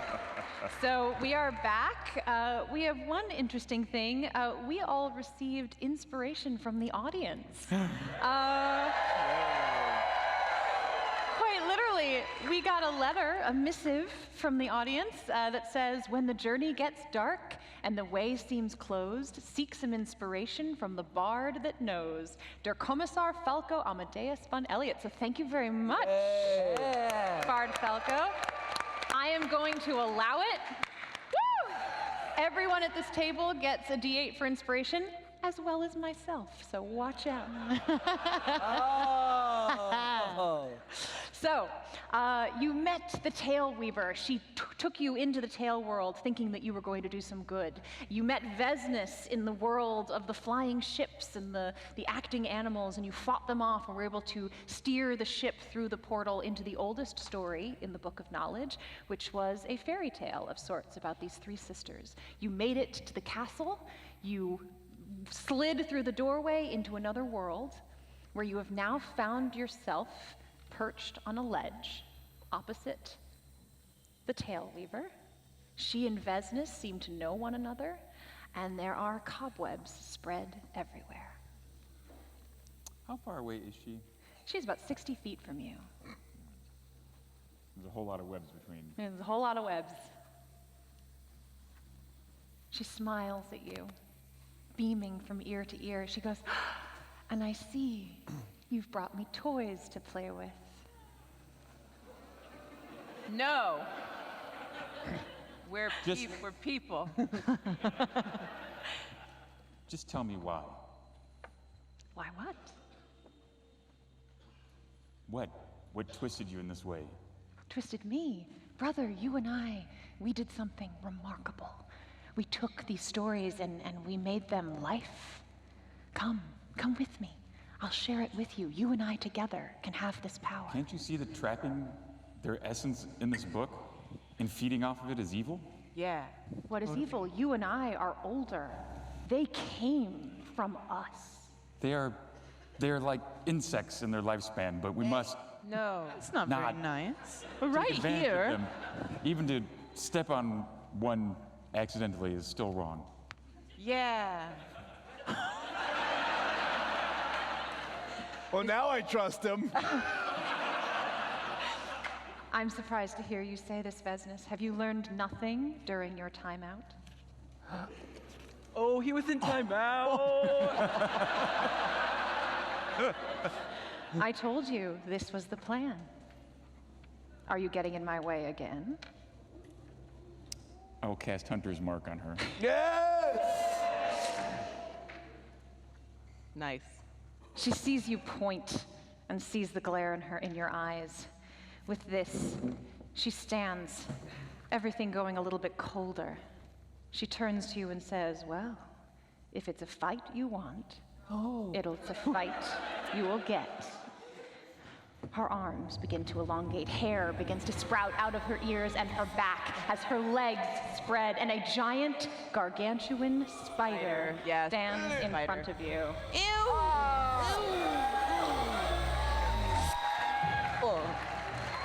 Please roll initiative, ladies and gentlemen. Yeah. Roll an ish. I have advantage. You have advantage. Of course. Oh, great. Oh, no. Obviously, I'm very reluctant to fight myself. 12. 12 from Beetle. 22. Nice. 22 from Rosie. 19. 19 from Malgray. Oh, great. Well, I got a 1. Plus anything? Well, I mean, plus 2. So A 3, yay! Ah. I also got a 22. A 22. I also got a 1, Yeah! but mine's a 6. A so. 6, all right. A 6 for business. All right. That puts the Tail Weaver first. No.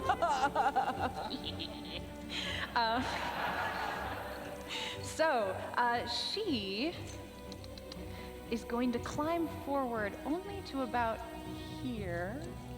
And as she rears up on her back legs, she's going to spit web out from her rear end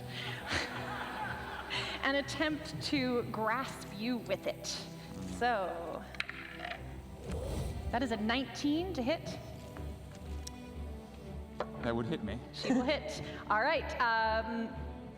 Very good. You are now restrained within this web. Make a strength saving throw for me. No. No. She then, with those front pincers, begins to pull it in, reeling you in a good 30 feet. All right. That is the Tailweaver's turn. Rosie. Yeah. Okay. I'm 8th level. I don't remember if I. Yes, I can. Okay. So I'm gonna unleash all the stuff I got. Just every spell. How far from the spider am I? So she is 40 feet from this ledge. Okay. You guys are just behind here. Yeah, where's Great. Beetle? Come on, Beetle. Come on! Come on, Beetle. I got it! He's in the water again. He's in the water. He's taking a swim. Thank you very much.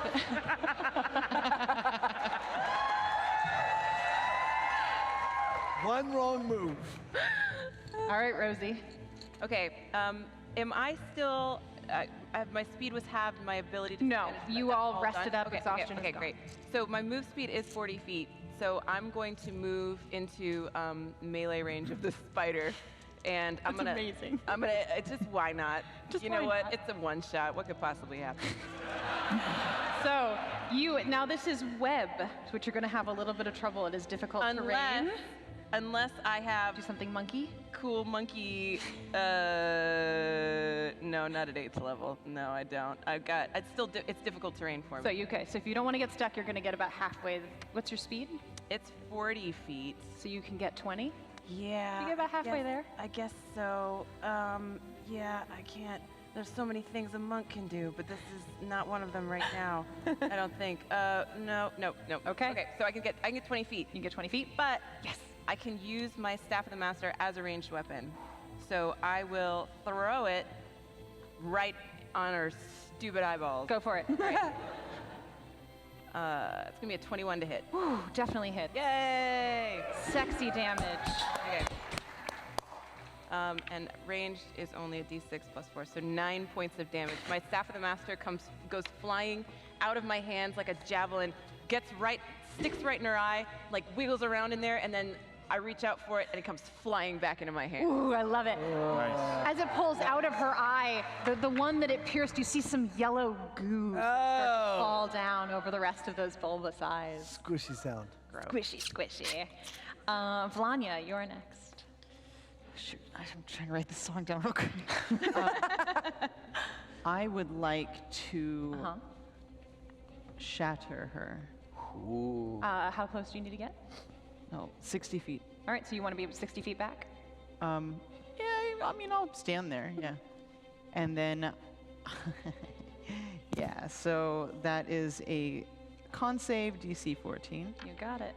And I sing, I don't understand what is happening, but I'm not a toy to be played with. Woo! Nice. Your words float across, dodging through the spider webs, and you see it start to kind of move over her head. That is a 18. Oh, she just saves. Does she take any half? It does. Oh, yeah, half as much. That is a 5d8. 1 moment, please. Take it, man. Go get a drink. 6, 3, 2, 5, and 4. 20. 20. Half as much of that, so 10. All right, Every penny your, counts. Your words, your song floats across. As it does it, you hear that little ring, and she sort of shakes. Another eyeball bursts. Oh. Yellow goo flying out. And I'd go like this. I clock it. But I'm hoping that my last bardic inspiration goes to, you already have one. You have one. It's been Rosie's right weeks. there. His is gone. Oh, okay. You can give it to him again. Yes, I would like to give it to you again. Okay. She now takes sort of an extra turn, and you see her. She sort of darts her head back around, and she makes little noises. And suddenly, spiders start to climb up on top of you, Vlanya, and make little attacks. Little insect bites on you at her bidding. That's a 10, likely not.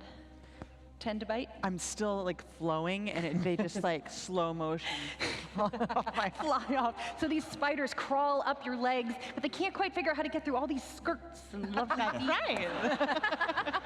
And as you shake, they fly off a little bit. All right, we are up to Malgray. I begin to move. First a walk, then a jog, then a light jog.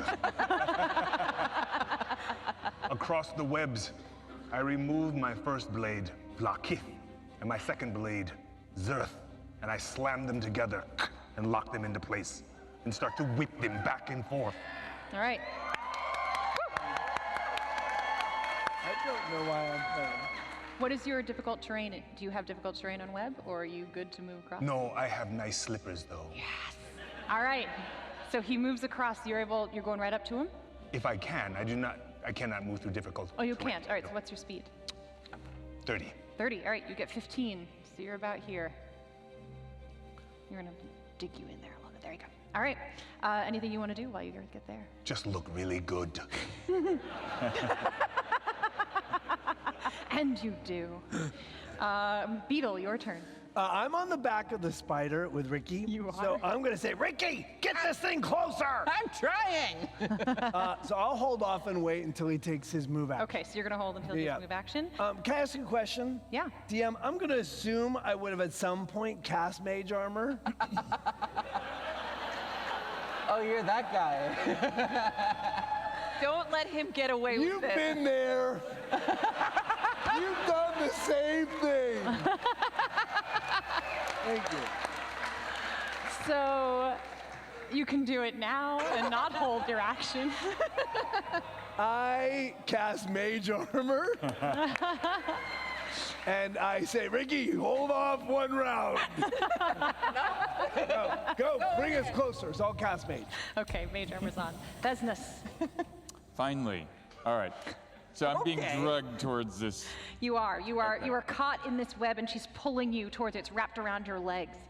Well, I'm just going to utter the magical words and summon the fog around me once more and put myself back on the ledge. Okay, so you're misty stepping away. All right, so you misty step out of it, and you appear back over here on the ledge. Is that a bonus action? Or is that a full? Let me double check that one really quick. It is one bonus action, so I can attack. Thank you. You're welcome. All right. I'm so nice. And my dice are obviously cursed. I missed twice. Oh, no. These are different dice.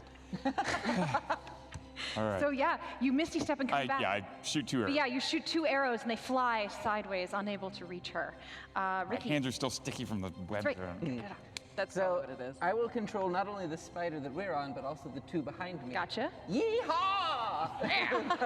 Riding in on the spider on the webs. Gotcha. I'm going to move next to Rosie. Okay. As we're going, I slip my hand inside my jacket, and as I pull it, it looks like there's some sort of like mud or something on my hand, and I'm riding this spider and going right by Rosie and just slapping it on her forehead. Just as we go, Why? I've gifted you freedom of movement. Wow. You touch a willing creature for the duration. The target's movement is unaffected by difficult terrain, and spells and other magical effects can neither reduce the target's speed nor cause the target to be paralyzed or restrained. Fantastic. It's official. What's the duration? For the duration is 1 hour, so you're good. Nice, we're fine. I don't know, we might fight for 2. We'll The target can also spend 5 feet of movement to automatically escape from non-magical restraints, such as manacles or a creature that has it grappled. Finally, being underwater, blah, blah, blah, blah. Wait, keep going. Underwater what? Imposes no penalties on the target's movement or attacks. Hey! Just All right. no. You got some fancy stuff. Anything else, Ricky? You stay there? Slap me. Slap me. It's very expensive. I only have so much. Yeah, we'll stay there, ready in position. All right, you're set. All right, back up to the Tail Weaver. She's very upset at what just happened here. So, yeah, she is going to stand up on her hind legs. And again, you hear this clicking noise, and as she does, everything kind of glows around her eyes. Everyone make charisma saving throws, please. Everyone that can see her. Oh boy. All right, finally. Yes! Oh no. Oh my goodness. All right, down here. 17. 17 is good. 21. 21 is good. Not good, but I have gnomish lucky. Okay, go again. I'm going to spend a luck point. For 10 plus, what was it? Con? Charisma. Charisma. Oh, charisma saving throw. 13. 13, not good. 15. 15, good. 14. Not good. 17. Good. You two, how many hit points do you have left? This is sizes. 69.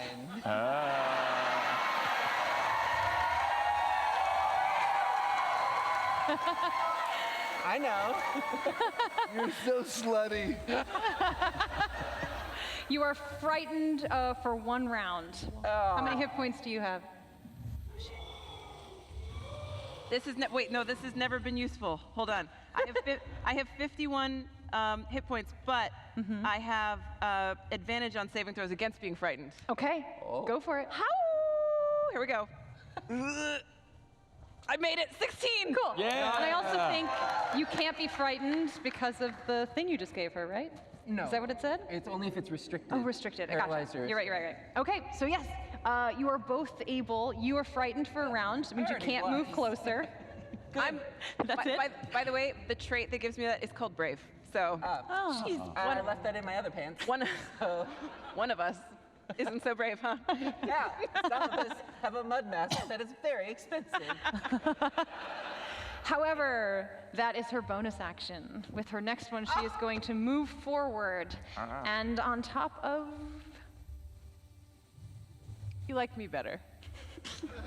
You threw something at me and popped my eyeball. So yes, Rosie, my dear. I did do that. She is going to make 2 attacks with her pincers. Okay. That is a 16. Nope.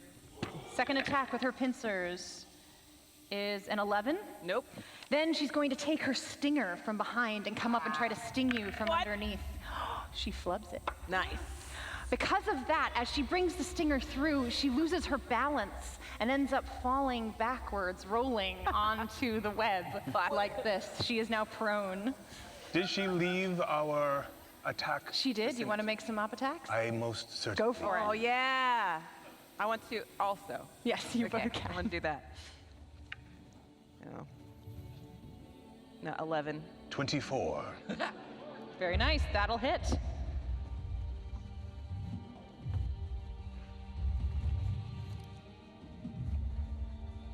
Eight.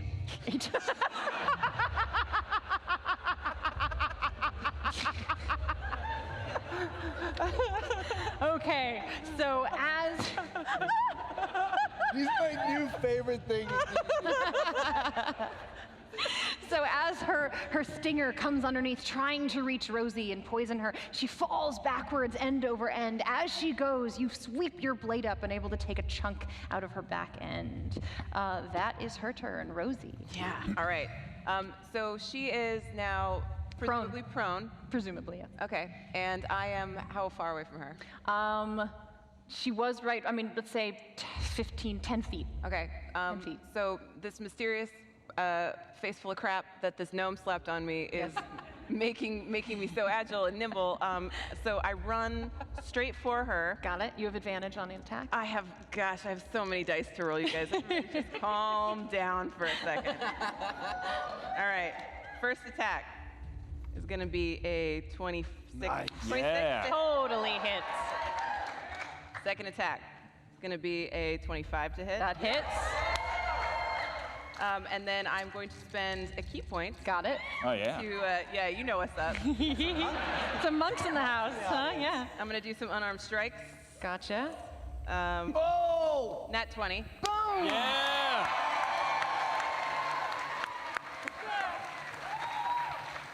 And a 21. And a 21 will hit. 4 hits, one of which is a natural 20. Yeah. Start rolling dice. I knew I buffed the right person. All right. Wow. Jeez. Okay. 12 points of damage, 9 points of damage, and then the. Do you double or do you do max damage for the crit? I double, so you can roll and double. Okay. Cool. All right. So that's going to be 9 points of damage, and then that's Jack. And then 5 points of damage. How much is all that? That's 35. 14 and 9. Oh, is that 30? When you still have one more regular attack. I do. You hit 3 and then a nat 20, right? Oh, I did. I already added that in. Oh, you already added that in. I already got the damage for that. Since she's already prone, I'm not using any stunning strikes, but I'll save them for later. All right. It's just 35 points of damage. All right. That's it. That's all. That's all. Doing some math. All right. So as she rolls back and Mal Gray takes that look at her, you take that opportunity and dash forward. That first hit as she rolled away, missing. But as you come in upon her and she's down and her sensitive belly is exposed, just 1, 2, 3, 4. One of them piercing deep, more of this yellow ooze starting to come out of her body. Yeah. Does the yellow ooze, does it smell nice or? Oh no, it smells like death and decay. It's horrible. Nice. All right. It even steams a little bit, like it's too hot for the world. Oh. All right, Vlania, you've watched all this go down. Oh, I need to be 30 feet away from this creature. All right. You are currently more like 40. Then I would like to daintily step upon, and then from the bottom of my skirt, what looks like just embroidery, I kind of peel off something and shake it, and it hardens, and it is a harp. And I string it, and I pull it back like it's an arrow, and I witch bolt. Love it. At 4th level. Okay. Get him. Oh. Inversion! So that right there is a 14. Was it a nat 1? 14, no. Okay. No, just not as good as she'd like it to Got it. Okay. 14 plus 4. All right, 18 points of damage? No, it's to hit. 18 to hit. 18 to hit will hit. Yes! Yeah. Okay, here we go. This is 4d12. Holy crap. 12. Nice. 4. 16. 8. 24. 2. 26. Nicely done. So Rosie is just hacking and slashing and hitting with her palms as well on this upside down spider. You step forward, pull out your harp, pluck all of the strings in a perfect arpeggio, and as that happens, she gets the witch bolt flies out and pierces in a perfectly vulnerable position. And then I do. Such a fabulous thing. All right. Yes. Now, lair actions. What can she do? All right. As she's lying on her back, she starts to shake a little bit back and forth. Everyone who is on the web, please make dexterity saving throws. Does it count if we're on a spider? No. Aha. You are fine. You are fine. Mal and Rosie mostly. And Vanya, you took a couple steps forward. 23. You're fine? 17. You're not? That is a also 17. 17. Oh, no, I'm sorry, I'm wrong. You guys are fine. I'm reading the wrong thing. Yes, so you're fine. So as it shakes, you can feel yourself start to fall as if you might get tangled in this web, but you're able to steady yourself and stay on course. Malgray, it is now your turn. Is she still prone? She is still prone. I attack, and as I do, I say, how does it feel to know that your brother will inherit the story of how the lore keeper fell this day?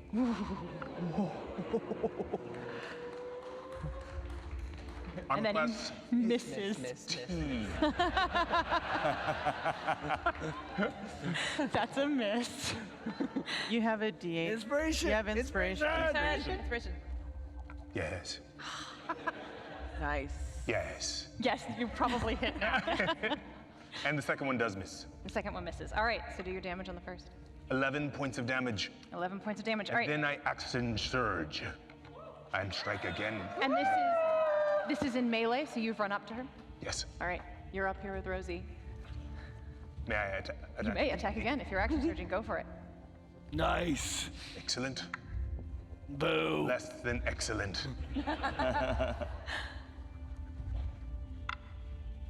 Excellent. 11. 11 points more on that attack. Nicely done. Do not pity clap. It is not good for a warrior. So as you are running up, you notice Vanya's witch bolt fly past you as you come up close to it. Then using those double blades, you strike 4 times, twice hitting well. We now move on to Beetle. Yeah. On the back of a spider's butt. How, are we in melee or are we still far away? You guys are still back here. All right, I'm gonna wait until you get us closer and then I'm gonna go melee. So holding action. Holding. Gotcha. We are up to Vesnes. Are you running though? Are you running this round? Well, Is he still scared? I'm frightened, yeah. He's frightened, But I so gotta- he won't be able to go closer. Yeah. All right, I'll fire a firebolt. Okay. Missing. Is that whole room covered in flammable web? Yeah. Yep. It Like is. the whole room, just like it looks like? The whole room, yeah. All right. How badly do you? Not that bad. Not that bad of a miss. I mean, I see the webs and I get really nervous. Okay. And I didn't miss that, but I didn't miss that bad. I rolled You didn't a miss that 6, bad? So, a 6. That's not bad. That's pretty bad. Better than yours. So it'll be 12. Would you like to use your inspiration? And it won't get you to a hit, but it might save where your fire goes. It's up to you. Oh, is it so it's a 12. I rolled a You rolled a 6 12? with a plus 6. A 6 with a plus 6 with a 12. I mean, I'll say you hit over here, and a little bit of fire begins to burn on the web over here. Heads up! Heads up! A little bit of fire burning right in this spot where you missed her. A little bit. Just a little bit to start with. Volume low, Syrinscape. Their lives depend on it. Vesnes, yes. I'm going to take this moment to shake my head Yes. and clear my thoughts because I've had some reticence about attacking my sister, even though she's obviously changed considerably. Yes. And since I've rolled 2 1s, a 2, and a 5 in this combat, I'm going to switch to old school dice roll and see if I can't bring it back. Gotcha. All right, so that's like a 26. Oh, fantastic. That hits. So that's 8 plus 9. That's a 8 plus. Thank you. I was like, wait, math. And then I will use my as a bonus action to, as warrior, to do an extra 8d8 of force, assuming Yes. I hit it this time. That's another 20 whatever, so that's gonna hit. Hi, Matt. Okay, yes. Hi, Matt. I thought you were a ranger this whole time. I am. This is my bow. Oh, okay. Yeah, with the I'm just He has a aiming at its. special I'm aiming at another thing. eyeball. Gotcha. So, oh wow, that's pretty good. So that's 29. So that's the damage on your first hit? This is my second hit. This is 29, your second hit. Was and then I 29. did 17. And you did 17. All right, so 17 damage on the first one? Yeah. Wow. And 29 on the second? Yes, I almost maxed out.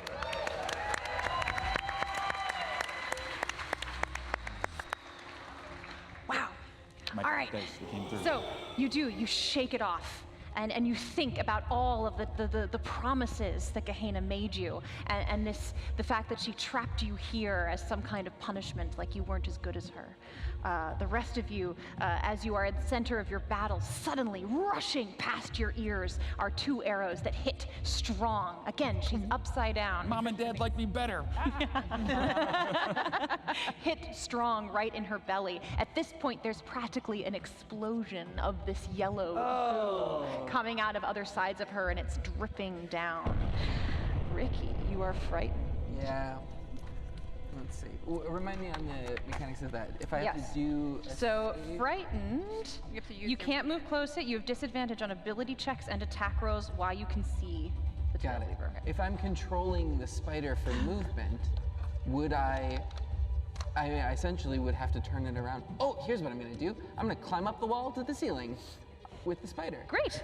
So there is no ceiling. Oh, great. This is a vertical shaft. Right. On the other side, you can climb up the wall. I will do that. Fantastic. You're taking Beetle with you? Yeah, I'm trying to get away. Okay. You can hop off at any time. I do still have my move action, but I'll go for the ride. You'll go for the ride, or you gotta hold on really tight. Hold on. We're gonna say you're about here. Great. You're like hanging out on the side of the a good place to be. Thing there. A good place to be. All right, that is Ricky. We are back to the tail weaver. She's gonna spend her movement to roll back over. There she is, facing all of you. And use her action to yet again. Oh, who hurt me more? You both are terrible. Your brother did. He hit more damage. That's true. He did the worst, but he's real far away. So yeah, we're gonna do. Yeah, we're gonna do pincers and stinger on you this time. No, we're going for Rosie. We like Rosie. Oh, man. She hit us so many times, and she natted on that one. So first pincer is a flop.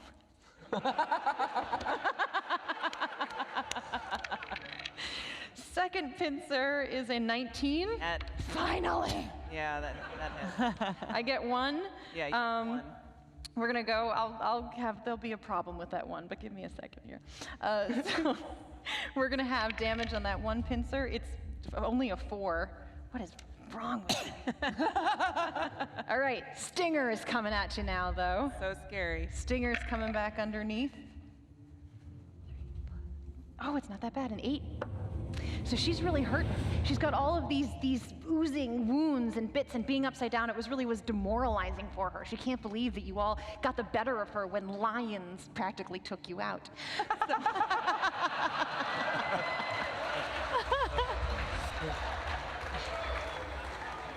When you almost died because of a cow.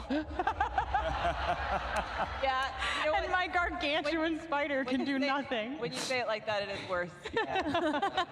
So she's really feeling bad about herself. So so it's really difficult for all this to do. And what it will be is it means that on her lair action, that 1, she won't be able to take it. Nice. That's what that 1 will mean. But yes, you had your 8 damage on that pincer. Was it 4 or was it 8? Oh, sorry. You're right. 4 damage on that pincer. Got it. All right, Rosie, we're up to you. Okay. There's really just one thing a monk is good at, and it's doing a lot of punching. All right, here we go. Oh, okay. Yes. First strike, I'm going to, until it succeeds, I'm going to use my key points to try to stun this beast. Okay. Which are con saving throws, and I believe it's going to be a DC. Hold on. Oh my gosh. I'm gonna get it. Don't worry. DC 13 for con saving throw. Okay, so the first one is my Staff of the Master. Okay. Pow. And it's a 25 to hit. That definitely hits. So with that, I'm going to attempt a stunning strike, that DC 13 con save. All right, con save. Yeah, I get a 14. Okay. No, I get a 16. Okay, that's fine. That's fine. We're fine. I'm going to do another one. That's going to be a 14 to hit. Does that hit? Misses. Okay. So then I'm spending another key point to do my flurry of blows. Okay. Which is my unarmed strikes. And I'm also doing stunning strikes on these. Whoop, that's nothing. That was a big old two. Just a couple of twos on there, y'all. Couple of twos. Yep, whatever juice I had, it is gone. All right, here we go. So one successful. Is that a Welch joke? No. There was a Welch joke. All right.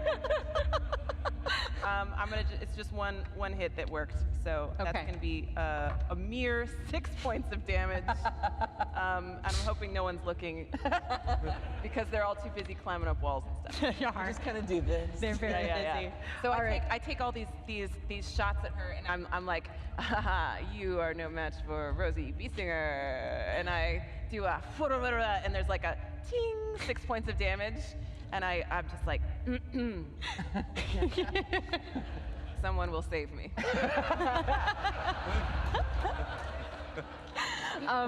Yeah, she as you are barely slapping her.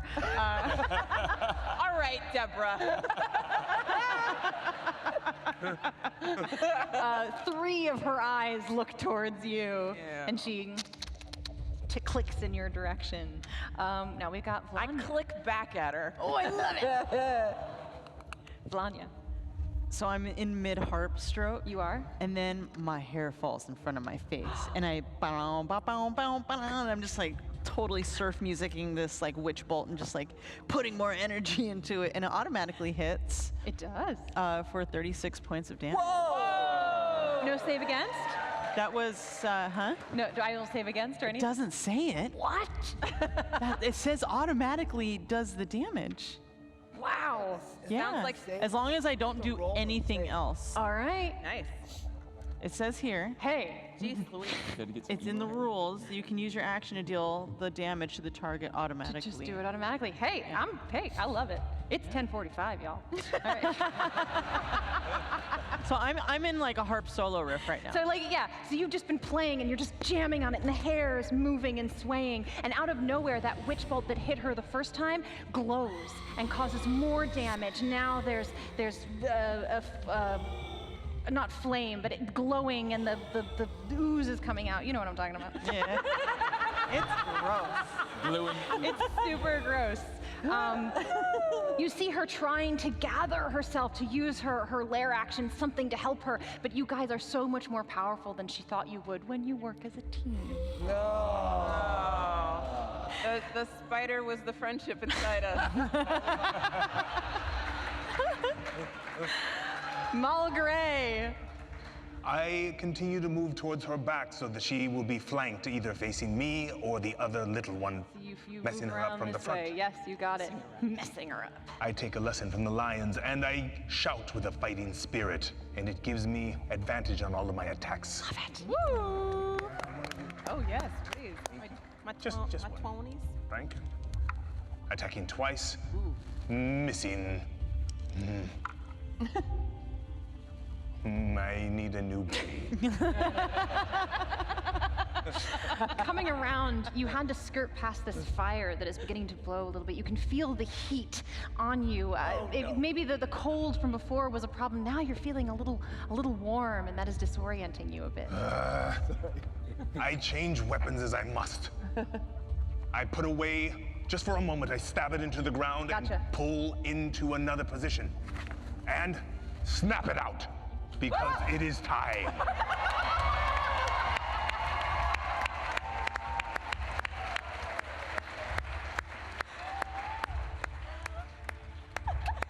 Am I not hot?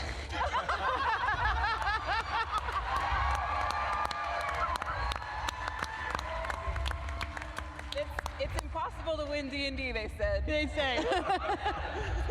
DJ just did it. If you would like, you can use some action to put out the flames. I put out the flames. It makes it worse. It's called fanning the flame. Literally. All right, Beetle, you are holding on to the butt of a spider that is up on the side of a wall. What would you like to do? You're watching him fan himself. And Rosie missed. The fire gets bigger. I'll say to Ricky, get us over top of it. I'm too scared. Oh, you're the You won't be worst. You're useless. I feel like it's so close that if I hit it with my bolt of fire, it will die. If you hit it. You can try. Go for it. I hear that challenge in the back of my mind, and I take a shot. Go for it. Yeah.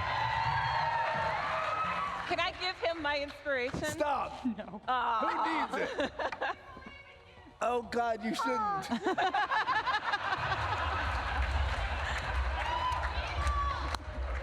Vito, what have you done? Okay. I'm gonna use inspiration. 19. 19 hit. Strong hit. I believe in you. 18. 18.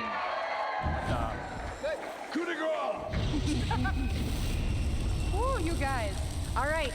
So yes, Beetle on the back. You hold on with one arm and shoot with the other as the bolt goes through. It flies through the flames that you created the last time over Rosie, who is kicking and slapping at its face. Vlanya's rocking out in the corner. You're waiting with another bow ready. You are missing. But fanning yourself elegantly. Ricky's still shivering. Vesnus. All right, I'm gonna draw another arrow. Please do. And even with that roll, it's a 21. You hit. And the other one is a 20. Both hit. Woo! Give us some damage, Vesnus. All right. Oh, wow. 14 plus 9 is... Wow. 23. 23, all right. And then 7 plus 9, 16. This is some righteous sibling revenge here. Okay. All right. Vesnus shoots his 2 arrows, again, dodging, seeming to weave, like he can almost bend them around your head so that you're not hit, but the tail weaver is. And we come back to Ricky, who starts to shake his head and come out of his sphere. Real cool, like. Real cool.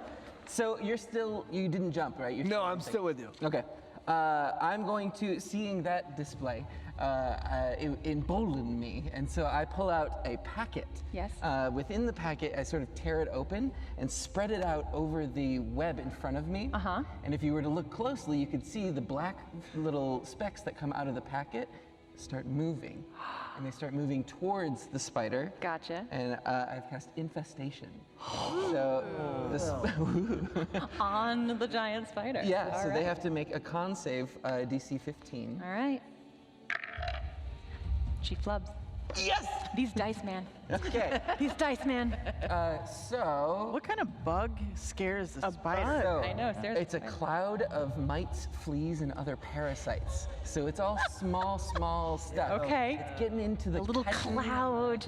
Yeah, in between the Maggots inside the wound. joints. Too gross, Deborah. So I don't know if it has resistance versus poison, but it takes 5 points of poison damage.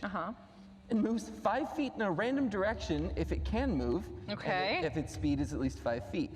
Roll a d4 for the direction. 2 is south. The movement doesn't provoke opportunity Okay. attacks, and if the direction rolled is, yeah, that's fine. So it moves as far as it can? Yep. All right, it goes right up against the wall at this side, moving away from you two. Oop, but you don't do that. That would be mean.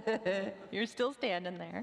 Okay, thank you, Ricky. No problem. All right, so as Ricky sprinkles this packet of dust down, and all of you are trying to take in the battle, and suddenly these little tiny mites, you almost can't see them. All those noises, and it crawls up into all of the little nooks and crannies. And as she starts to jitter, feeling it, and almost sort of scratching at herself, trying to make it out of the way, she critters. I don't know what's the word I want. She sort of skitters. There you go. Skitters down towards the wall there. Thank you, Available Ricky. now, itching powder. Itching powder. For parties. The tail weaver's turn. She is going to make one more go of it. This lasso web that she has, she's going to spin around and looking back at, oh, she's gonna go for Ricky. That was really mean. You're up on the wall on this spider. She's gonna shoot this web out of her butt. Butt web. That is going to be pretty good. Ooh, 22 to hit. Oh, yeah, that'll hit. All right, she grabs you in this web. Make a strength saving throw. Oh, good. My best. Your best one. Natural one. Oh, bardic inspiration. Doesn't count on a one. Bountiful luck. You can re-roll that. Thank you. All right, nice. A 15. A 15. All right. You're able to withstand the tug as she pulls at you. The web snaps, and you are not pulled off of your spider. You're able to stay there with her. All right, that is her turn. Rosie. Okay. I know what I'm gonna do. Wait. Yes. Okay. Tell me what the lighting condition in this dungeon is. It's dim. There's there's glowworms. There's all kinds of little mushrooms and spores that are causing some light. Terrific. You made my day. How far away from me is the tail weaver? She rolled away from you about 30 feet. Okay. I am going to use Shadow Step. When I'm in dim light or darkness as a bonus action, I can teleport up to 60 feet to an unoccupied space that I can see that is also in dim light, and then I have advantage on my first melee attack. You spin around, disappearing and appearing right next to her. Yeah, right in the butt zone. You got it. It's even her butt's like up and poised because it's right now shooting web. It's so ready. Ricky, it's strung across the top. You just right underneath it. Okay, that's a 23 to hit. Oh yeah. A 26 to hit. Yes. And then my unarmed will be an 18 to hit. An 18 will hit. Okay. And then a 16. 16 will miss. Okay. Should I? All right. Yes. All right. I'm gonna have her. God, I'm burning all my key points on this one. Can you, for each of those 3 of those hits, will you make some con saves for me? I will. 13. Make sure. You got it. If she gets them. She's gonna be fine on the first. On the second, she's fine. On the third, she's fine. Okay. All right. That's okay. All right. I got the Ink logo. Damn it, Jerry. Oh, another Ink logo. Great. Those both ones. Okay. So that's 5, 5, and 8. 5, 5, and 8. So 18? 18 points of damage. Yeah. All right. So the little halfling who almost died by cow, fox, and pig. No. And crow.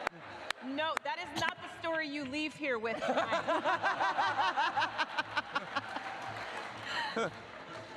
Takes her strikes, 1, 2, punching. You're able to punch through her exoskeleton, reaching inside and ripping it apart. The goo falls from her body.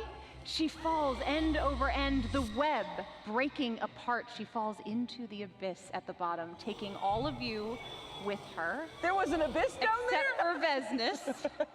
Vesnus is on the ledge. All of the rest of you are tumbling down this vertical shaft with the spider. Vesnus, what do you do?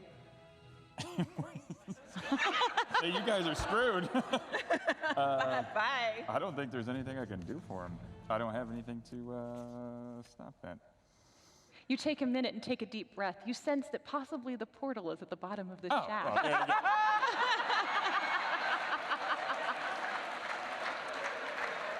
I just want to make sure they clear it out before. Gotcha. I'll go ahead and jump down there. You swan dive beautifully into the pit, falling and falling down an endless abyss in the dark. I thought she was going to kill you.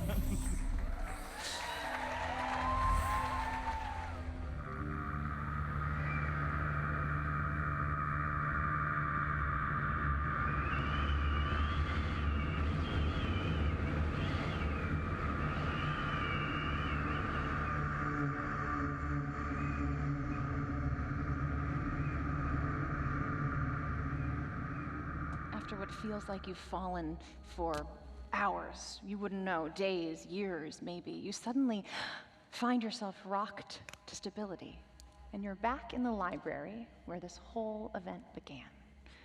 The Tale Weaver is not here. Vesnus has come with you, and you look towards the book. Some sound calls your attention, and you see little blue lights start to fly up out of its pages, and you feel in your soul that these are the souls of the trapped adventurers finally escaping and returning to the heavens. And it sounds something like that. Vesnus finds the chest. He brings you the gold. At this point, you have lost the other gold, but you each get 50 gold from that chest as promised.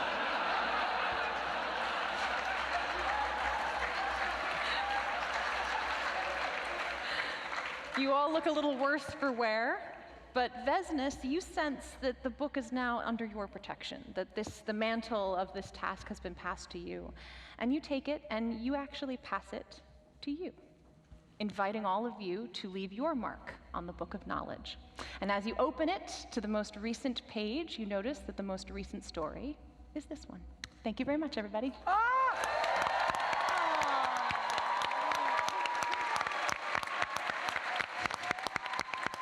Thank you. I have some quick thank yous to do. We want to thank our heroes of history. We true thank you to Roll20, Meetup, Frog God Games, and Geek and Sundry for their combined heart and generosity in making the adventure possible. A special thank you for immersing us in sound goes to Syrinscape, where you too can elevate your theater of the mind in your games at home. We thank you all. Ladies and gentlemen, Luke Gygax, Matthew Lillard, Satine Phoenix, Welch, Xander Jeanneret, TJ Storm, and I am Deborah Ann Woll. Thank you all very, very much. Ready? And we will bow. And step back. Good night, everybody. Thank you so much for staying late. Bye.